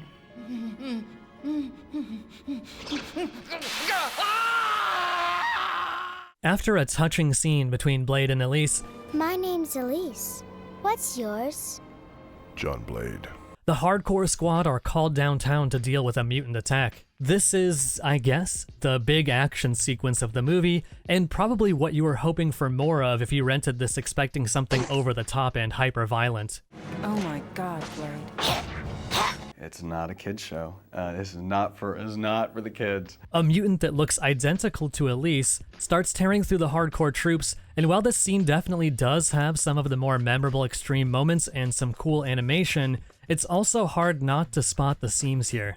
A lot of these shots feel like they're missing connective tissue between them, like we're missing a few seconds of animation here and there. Part of why I chose to watch this the way that I did, instead of streaming it on a big modern TV, is that I didn't want to let myself be overly critical of issues with the animation that may not have actually been noticeable to someone watching it at the time of release. Unfortunately, even on the CRT, there are some glaring issues. The most noticeable of which is that the animation will frequently go from this nice cell animation, similar in style to some of the other anime we talked about earlier, to this weird high frame rate digital animation. Some of this is understandable, like the shots of computers or cars or whatever, but when it's people, it's rough. Hell out of here. Let's go. There's just a lot of very obvious cut corners here, and it's a shame because so much of SiN's transition to animation, like the character designs and the traditionally animated scenes, look great. I imagine that they did what they could with the time frame and small budget they had, and we know now just how bad the working conditions can be at these studios, but ultimately SiN is just a very visually messy experience. This is also about where the film loses steam as a whole. That same post about watching on PS2 mentions a feature not heard of in the DVD world, about how there's two separate subtitle tracks. Basically, one is the translation of the Japanese dialogue, and one is the Stephen Foster dub subtitles. I actually ended up watching SiN 3 times, partially to get a feel for whether or not these two scripts were actually significantly different. They're not, really. And partially because I completely forgot what happened in the movie by the time I had to write about it. Without fail, my attention started to falter at this halfway point in each viewing. SiN is just under an hour long, and it feels simultaneously too long and too short for what it's doing. It doesn't have enough time to really flesh out its world or most of its characters, but it also isn't short enough to serve as the fast-paced, action-packed advertisement for the game that it seems like they wanted it to be. Though the mutant Elise is taken down, the real Elise is captured and taken to Sinclair's lab, and the next 20 or so minutes are mainly a backstory dump to deliver us to the final battle with Alexis. We learn Sinclair's tragic backstory, the murder of her mother and father, and her ascent to mad scientist CEO Girlboss. Elise learns that she's one of a series of clones, the only one unaffected by Sinclair's mutation experiments. Blade learns that Sinclair herself was responsible for the shooting that killed his father and left him gravely wounded, requiring him to get cyborged up in order to survive. Seeing Blade in this flashback kinda shocked me and got me thinking about his depiction in this movie. You're telling me this is what Blade looked like before the shooting? Like, this is just a white dude, right? Not sure what's going on here, but it's definitely odd. Even setting that aside, as much as I like most of the anime's character designs, I think Blade got the short end of the stick. There's something about his glasses that just doesn't translate well to animation, and he looks straight up dopey a lot of the time. Blade and Jamie get dropped off at Syntech's big CG headquarters to rescue Elise, and we get a few more scenes of mutant murder. The mutants in this film are strange. They can kinda just do anything. Like, these ones here can travel through puddles in the floor for some reason. Some of the designs are neat though. I love this little dude piloting a bigger dude. Good stuff. Damn, those things stink. They're not much to look at either. Blade tries to take on mutated Mancini with his special goo-filled bullets, but when they fail to detonate, he kills him instead with a hidden arm blade to the eyeball. To be clear, Blade being a cyborg is only a thing in this movie, and it feels like it doesn't really matter for the most part, but I actually do think this sort of thing could have been a fun addition to the game. With the mini-boss down, all that's left is the final boss, Alexis. Though there are some questionable performances here and there for the dub, Oh my God, Blade. it's mostly totally fine. I do think Alexis is a bit more fun and campy in the original Japanese voiceover though, especially at the end here. Like, you gotta love when the evil lady laughs like this.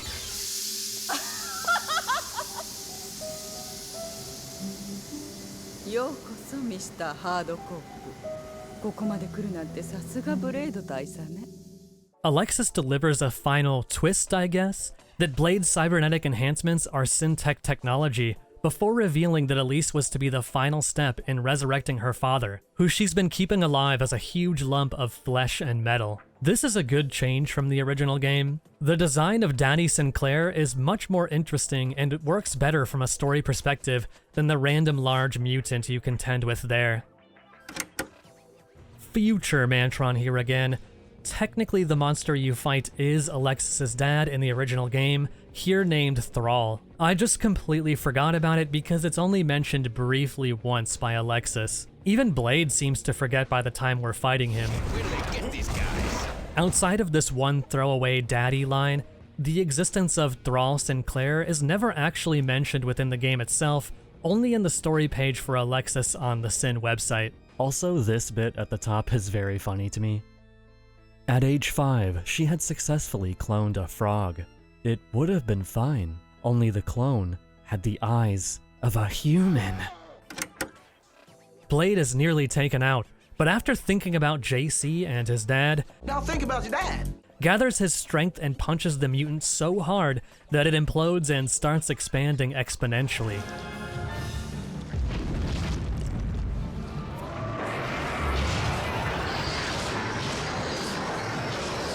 Alexis is thrown from the tower, and from the movie entirely, while Jamie finally puts her family hacker skills to use by using her Pip-Boy to convert a searchlight to high-powered laser weapon, bisecting both the tower and what's left of mutated Sinclair Sr. And, yeah, that's about it. You came back for me.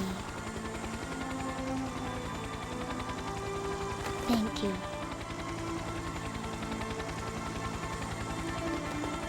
Our heroes gaze off into the sunset, and the music fades out awkwardly before the credits start to roll.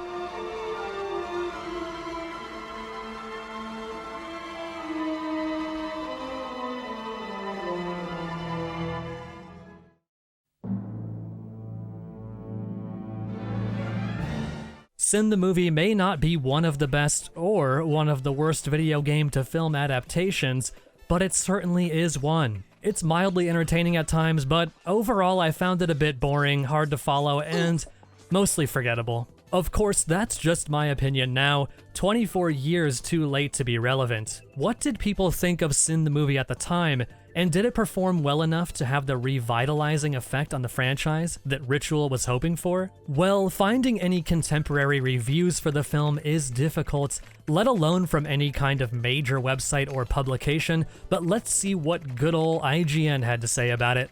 Ouch, pretty harsh, maybe too harsh, but I'm willing to bet sentiments were similar from other sources. Attempting to dig up any sales figures for the film has proven equally difficult. Don't worry, I'll find it.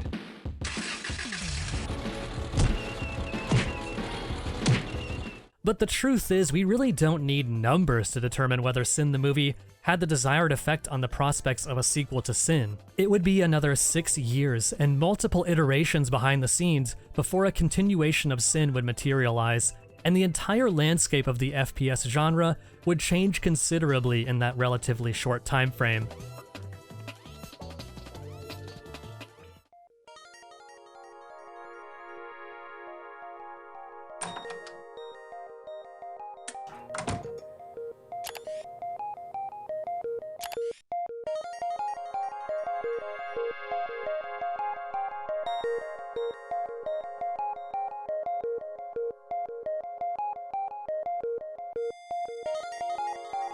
Ritual's body of work between SiN and SiN's successor is quite interesting, primarily consisting of entries to previously established franchises like Star Trek, Legacy of Kain, and even the third entry of the Blair Witch survival horror trilogy. In, yes, I'm sorry, another loose tie to Half-Life. Ritual also worked on the deleted scenes, single-player missions of Counter-Strike Condition Zero, as well as the really cool Xbox port of said Counter-Strike release. Behind the scenes, though, Ritual was still trying to get a sequel to SiN off the ground. In early 2004, on Ritualistic, a semi-official Ritual community website, SiN 2 was spoken about by the company publicly for, I believe, the first time. In summer 2003, Ritual Entertainment created a publisher demo for SiN 2 in order to find funding for the project. Using a next-generation technology, SiN 2 was to be a full-blown follow-up to Ritual's 1998 action hit SiN. Unfortunately, no publisher was willing to back the title, forcing Ritual to abandon the idea for the time being. While the game is not currently in development, we are able to bring you 2 exclusive in-game screenshots from Ritual's demo. While the post goes on to mention that the demo is built upon a third-party technology that cannot be disclosed, we now know what that technology was thanks to a 2020 video from 3D Realms featuring the publisher demo in its entirety. Obviously, this footage is very rough and low-res, but it's definitely cool to see what could have been. To make the whole world pay. She's going to mutate everyone!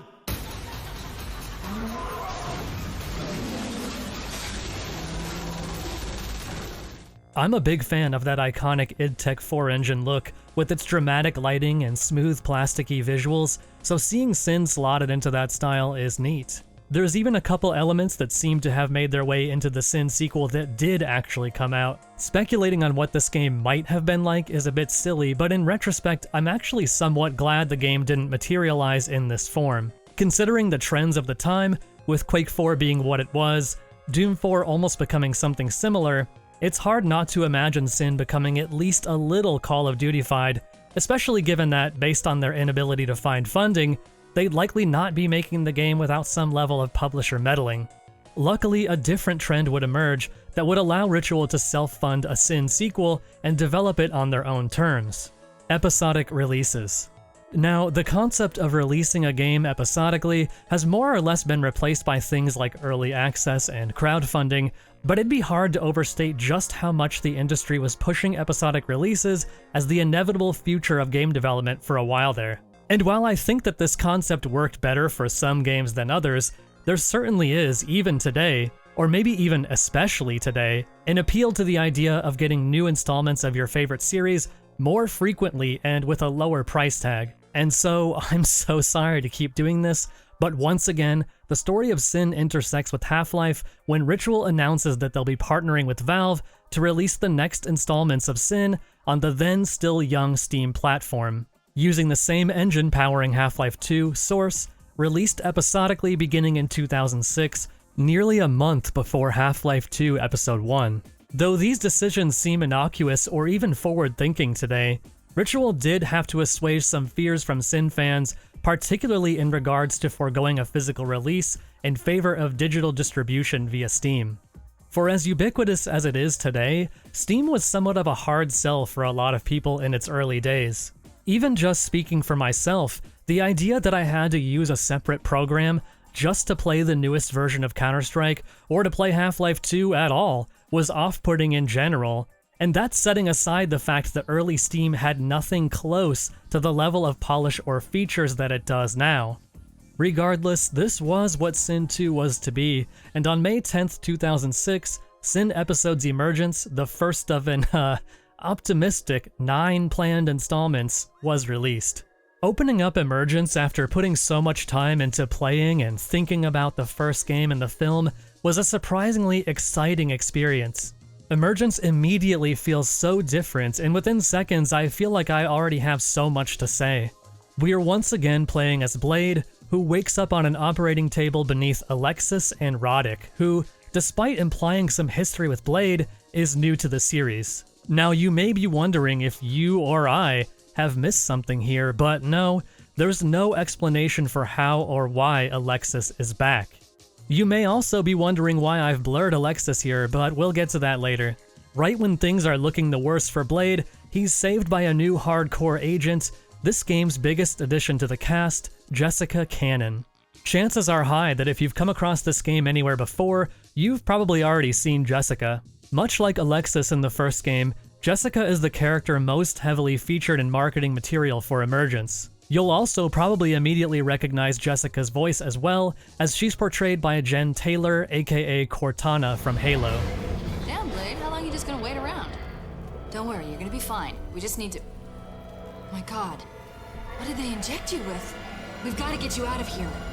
Taylor does a great job as Jessica and brings a lot of personality to her, which is just as well because she'll be delivering the majority of dialogue within the game. Actually, the character building for Jessica starts even before the game itself does. In an interview with Music 4 Games, audio director Zach Bellica, who also worked on the music in the first game, said that he wanted to create something like a Bond film's theme song, and wrote What's the World Come To?, a song from the perspective of Jessica that acts as the game's main theme and menu music.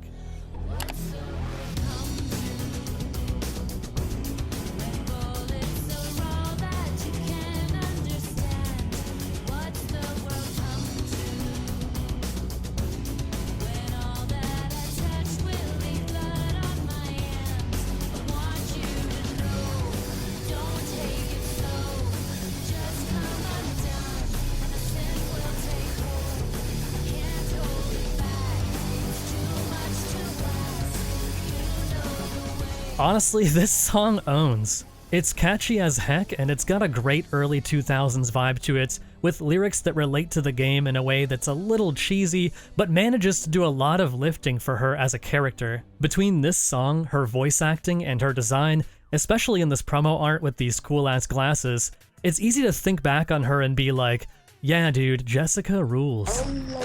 Jessica helps us escape from the SiN Tech research facility, the same one that we snuck into in the original game. There's nothing you can do, Fine Blade. Oof.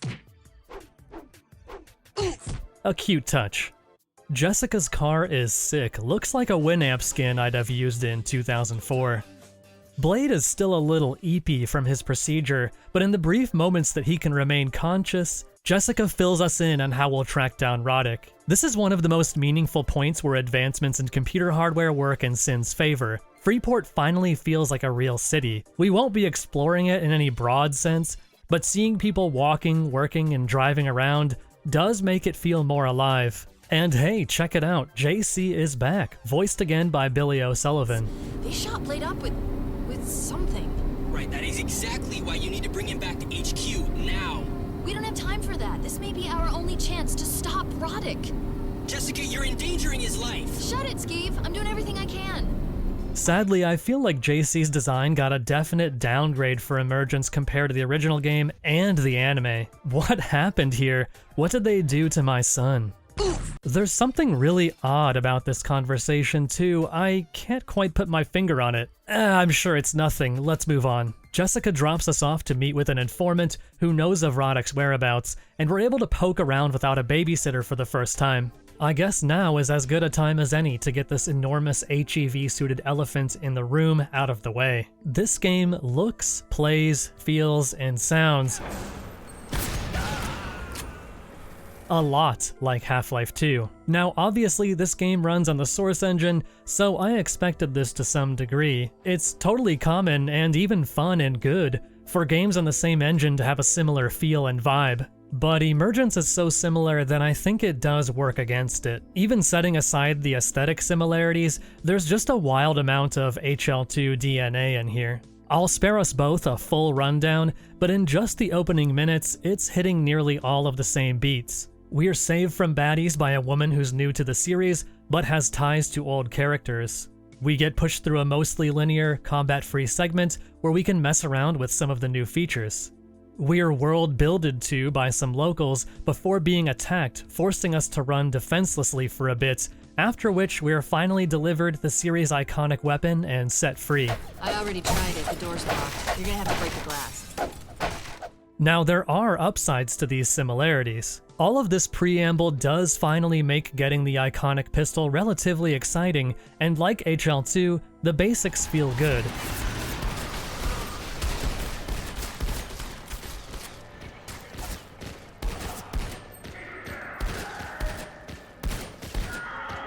Each of the 3 weapons in Emergence has a secondary fire. The pistol's secondary fire shoots like, I don't know, a super bullet?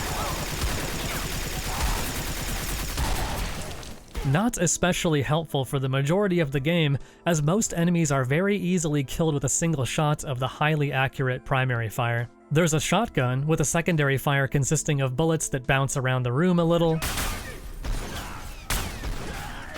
And lastly, an assault rifle with, and this may shock you, grenades. Each weapon also has an iron sight / scope mode, but honestly, the pistol and shotgun both feel easier to use without it, even at a distance. Miss, miss, miss. Hit. Though the assault rifle scope is pretty nice. A feature that was often touted in interviews and previews for Emergence is the Personal Challenge System TM. Wow, they got that trademarked, huh? Described by the official website as driven by one of the most elaborate statistic systems ever created, SiN episodes will constantly adapt to your playing style and offers a challenge that is custom tailored to your skill level. Upon beginning a new game, you'll be hit with this slightly overwhelming set of sliders and options, such as a general challenge level slider and the Give Assistance slider, which determines how quickly the game will try to help you out of a tough spot. There's a lot written about this system, but the basic idea is the game will check in with you behind the scenes every couple minutes. If you're struggling, the game will try to assist you in some way, like having enemies drop more health or ammo. If you're absolutely poning, the game will increase the difficulty by giving enemies helmets or throwing more of them at you. In theory, this system will provide just the right amount of friction for every player. In practice, I'm not sure how successful it is. I feel like the goal here in Emergence was to provide you with a more tailored experience than the easy, medium, hard ternary, but immediately being prompted to fiddle with these sliders without much context just compelled me to shrug and set them in the middle. I played the game in its entirety twice, and I can't say I ever noticed any differences or changes in difficulty between either playthrough, aside from one odd thing. I had a few encounters where enemies would continue to spawn for extreme lengths of time, so I'd just kinda sit there and headshot them as they came in. Does this mean the system was working? Where it noticed that I was killing them easily, so it kept sending more? Does the fact that I mostly never thought about the system mean that it's working? I'm not sure. Difficulty in games is an interesting problem, and I have a lot of thoughts about it, but in the interest of actually finishing this thing, I'll send you to this video by Rasputin that mirrors a lot of my thoughts about the subject as a whole.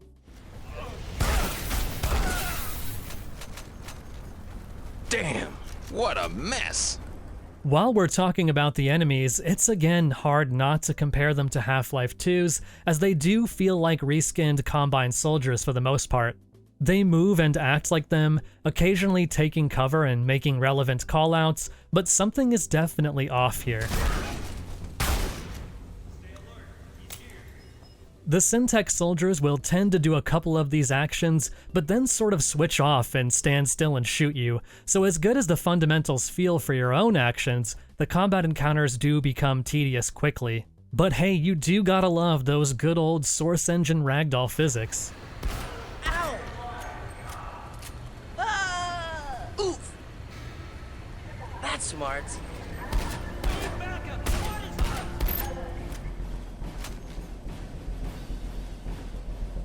So we fight our way through the shipping yard and some office buildings, occasionally taking calls from Jessica and JC, and it's here, around the 45-minute mark, that something happens that nearly jump-scared me.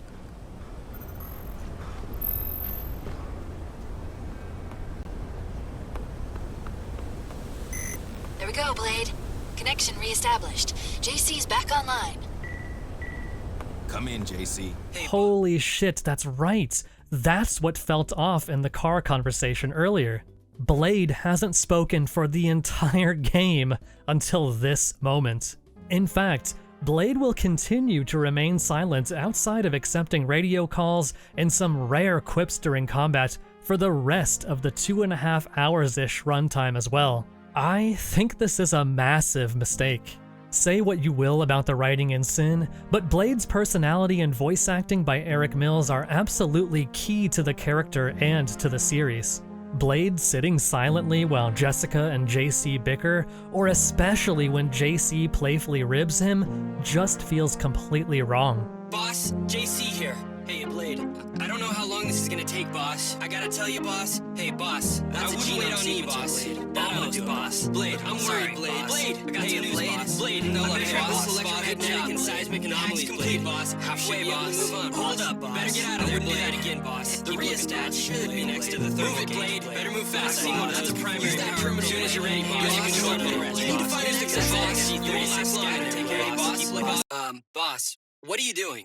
It felt weird in the movie having Blade's attitude toned down so much, but Emergence somehow managed to go even further in the wrong direction, and it's sad to see.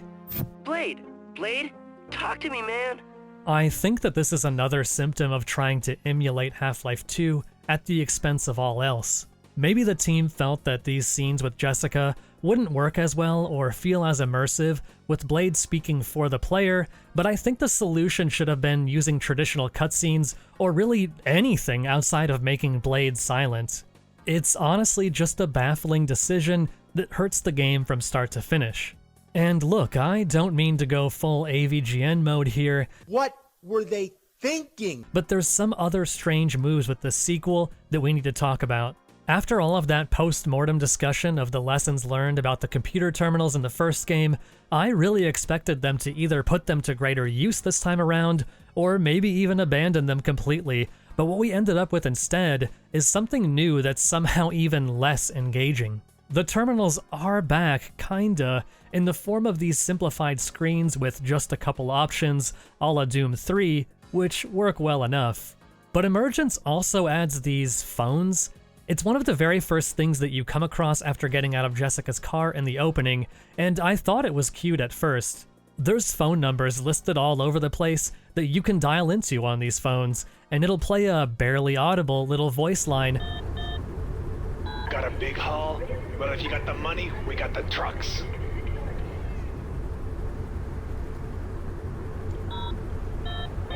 You have reached the Feast Incorporated. I am currently involved in a revolution, so please leave me a fantastic message and I'll be back to you. If you are an El Presidente or a distinguished dignitary in need of a food, please will allow me to redirect myself. Viva la revolution! Just a little goof, alright, a little way to interact with the world, whatever. But these numbers are everywhere, these phones are everywhere. This gimmick of hearing a silly voice line is fun for a minute, but I'm kinda shocked at the amount of effort that went into something so uninteresting. These things continue to pop up at the very end of the game, but who's going to still be playing with these little toy phones after nearly 3 hours? Ritual may have silenced Blade and brought a new, less useful form of interactivity to the table for Emergence, but they did bring back one beloved element of SiN fully intact. That's right, folks. Emergence is fully Waterworks pilled. We're sewer maxing, baby, but now in full HD. There's some great environments in this game, don't get me wrong, even if they are a little too Half-Life-y, but damn does it feel kinda bad to be spending so much time around pipes, sewers, pumps, and dirty water again. There's so many neat looking spaces in Freeport just out of reach, and yet, here we are. We eventually make our way to Roddick, but unsurprisingly, he escapes before we can get to him. As planned for you, we will meet again. He's got a nice setup here. Damn, dude, is that a Herman Miller? My back sucks, I could use one of those. For real though, I just started a Patreon, patreon.com/Mantron. You should subscribe there so I can replace this piece of junk I'm sitting in right now. My back thanks you. Back to the video. Oh my god. Is that Alexis? They freaking yassified her. Miss.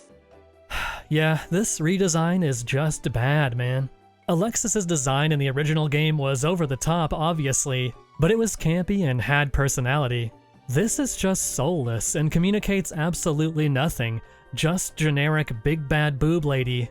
It makes me sad. I could live with this redesign if she was still a fun villain, but she's been sanded down to the point that she's unrecognizable. No more silly BDSM stuff, No more hammy villainous diatribes.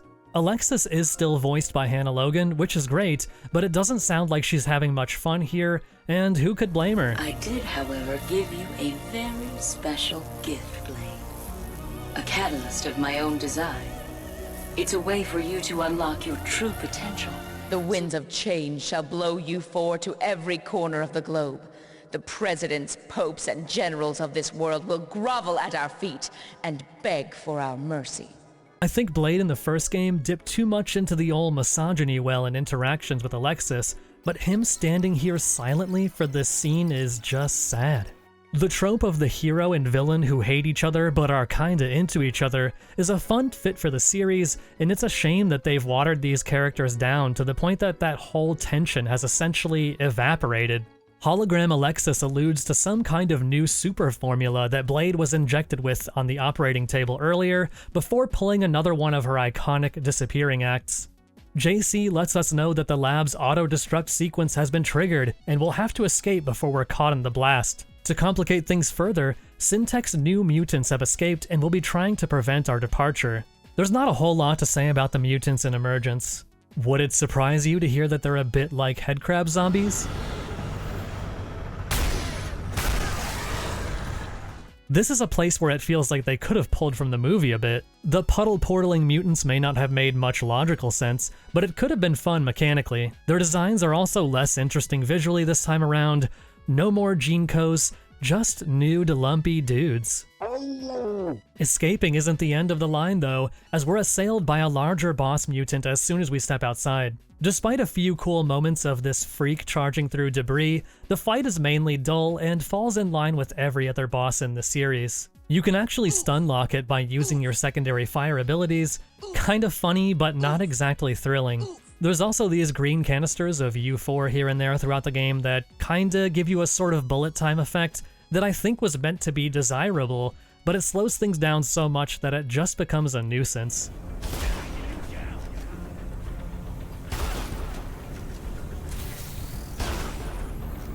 Ahead, just before we can get perforated by a helicopter, our hero Jessica saves us once again, and we have a little on-rail segment in her passenger seat. You can lean out the window and shoot from here, and even change seats if you want, but to be honest, I don't think you have to do anything at all, as she just runs through any dudes in the way. Despite protestation from JC, There's nothing to plan, Skeeve. We've only got one choice.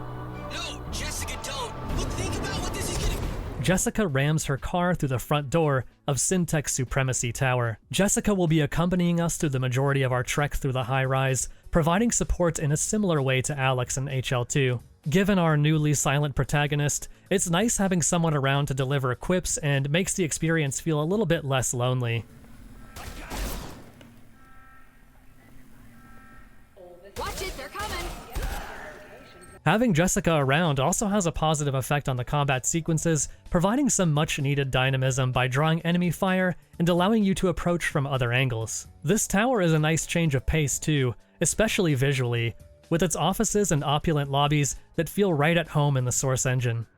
Jessica stays behind to do some nerd shit with JC on the SiN's computer network, and we head to the exterior of the building for some vertigo-inducing combat with jetpack joyriders.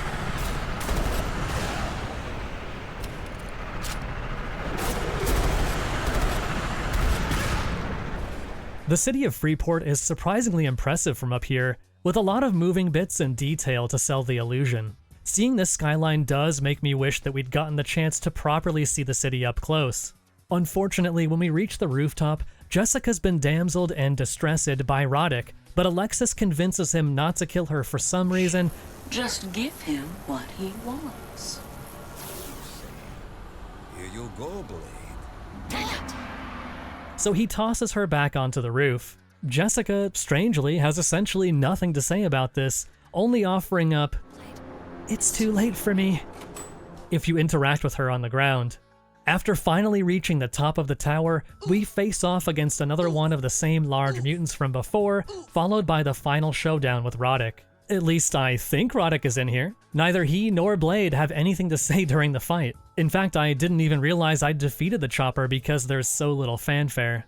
Blade's ride out shows up silently as well, and approaching it fades the screen to black, ending the game. We're treated to a brief "next time on SiN" sequence, teasing the next episode with mutants reaching the city proper and wreaking havoc. Following the credits sequence is a weird little blooper reel of sorts. It's, something. With that evil Russian, I think he's Russian. Oh, dude, he's like Eastern European from a small province. And shut up! You smell good, Blade. I like that. It smells like success. I said let's kick ass, not lick ass.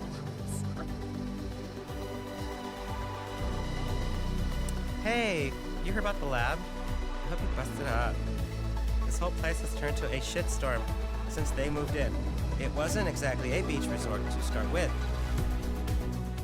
In 2007, Ritual Entertainment would be acquired by Mumbo Jumbo Games, known for classics like Little Farm and Seven Wonders' Ancient Alien Makeover. None of the remaining 8 SiN episodes would see the light of day, nor would the planned multiplayer mode for the first episode. There was an arena mode added to the game a couple months after release, but it's not particularly interesting. With a couple exceptions, the maps are just repurposed areas from the single-player campaign, and it's nothing close to the more fully featured Horde modes that would become popular within the next few years. As much as I may have been disappointed with certain elements of Emergence, I think it's a fun enough time overall, and it is definitely a shame that we likely won't ever see what Ritual was cooking up for the rest of the episodes.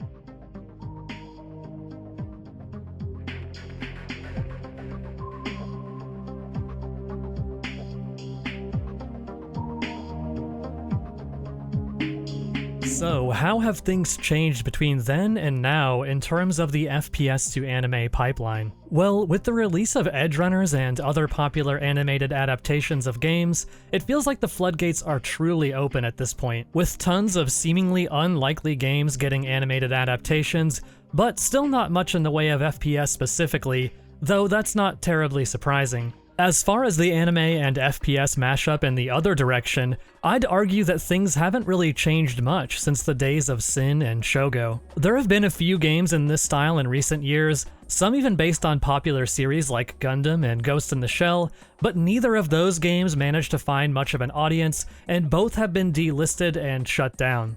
A few months ago, Hammer 95 released Mullet Mad Jack, an FPS game that markets itself as putting you directly inside a classic anime. And while this game is pretty fun mechanically, I just can't help but feel that this game isn't doing anything less surface level than what Shogo was doing over 20 years ago. We gotta move on from the Akira slide someday, right? There is some cool stuff out there though, if you're willing to look. This game, Hazama Queen, has strangely nearly the same concept as Mullet Mad Jack, asking you to blast through levels under a strict time limit, killing you if you can't manage. It's quite short, but I think the aesthetics are pretty great. Slave Zero, that mech game from 1999 that we discussed earlier, just this year got a beat-em-up spin-off called Slave Zero X. As a promotion for that spin-off, developer Poppyworks put out episode Enyo, a free official Quake mod prequel to Slave Zero X, and it's pretty damn cool, honestly. So if Slave Zero can return from its late 90s grave, surely there's hope for SiN. Recently, Phantom Fury, the game I mentioned earlier with the SiN tie-in elements, has released on Steam to mixed reviews. To make matters worse, at least as far as SiN is concerned, it sounds like Blade's presence and the game's connection to SiN are extremely minor, likely squashing any hope of a resurgence of interest in the series due to said crossover. It's hard not to view SiN as somewhat cursed at this point, and that sucks. I've realized while editing this video that my commentary on the series may have come across as more on the negative side than I intended, and I want to clarify that I actually have come to genuinely like SiN overall, in spite of its myriad flaws. I think that its characters and world have an appeal that absolutely has a place today. This series has already reinvented itself so many times that I think you could twist it into something fresh to appeal to new players in a way that its existing fan base would embrace. It's easy to imagine SiN coming back as a retro throwback like The Last Exterminator, or fully embracing its immersive sim elements akin to something like the upcoming Deep State. Personally, I'd love to see SiN embrace its anime side again. Maybe even keep with the long-running Half-Life connections and let us play as Jessica for a bit. But let's be real here.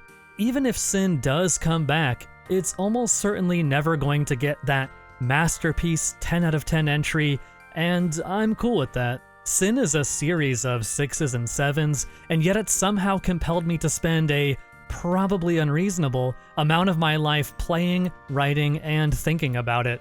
There's this bizarre sentiment you see online amongst the gamers, that a game being scored by review outlets with less than an 8 essentially means it's worthless, and I hate that. If there's anything I want you to take away from this video, or really any video I've made or will make, it's that only engaging with art that's already popular and critically acclaimed is only doing yourself a disservice. There's so many cool, interesting things out there, tucked away, pushed aside, or forgotten, that you might just get something out of if you're willing to step outside your comfort zone just a bit. I feel like there's going to be SiN heads out there who strongly dislike that I've been somewhat critical of the games, but I think we need to be able to accept a work's flaws and be okay with enjoying it anyway. SiN is never going to be on the level of Half-Life 2 or Deus Ex, but it doesn't need to be. It's often dumb, juvenile, and frustrating, but it has its charms, and I think I'll look back on my time with it fondly overall. If SiN does get another game, I'll happily play it the day it comes out. Until then, I'm sure this goofy, catchy song will pop up in my brain again eventually, and I'll reinstall one of these games or pop in this DVD. Thanks for watching.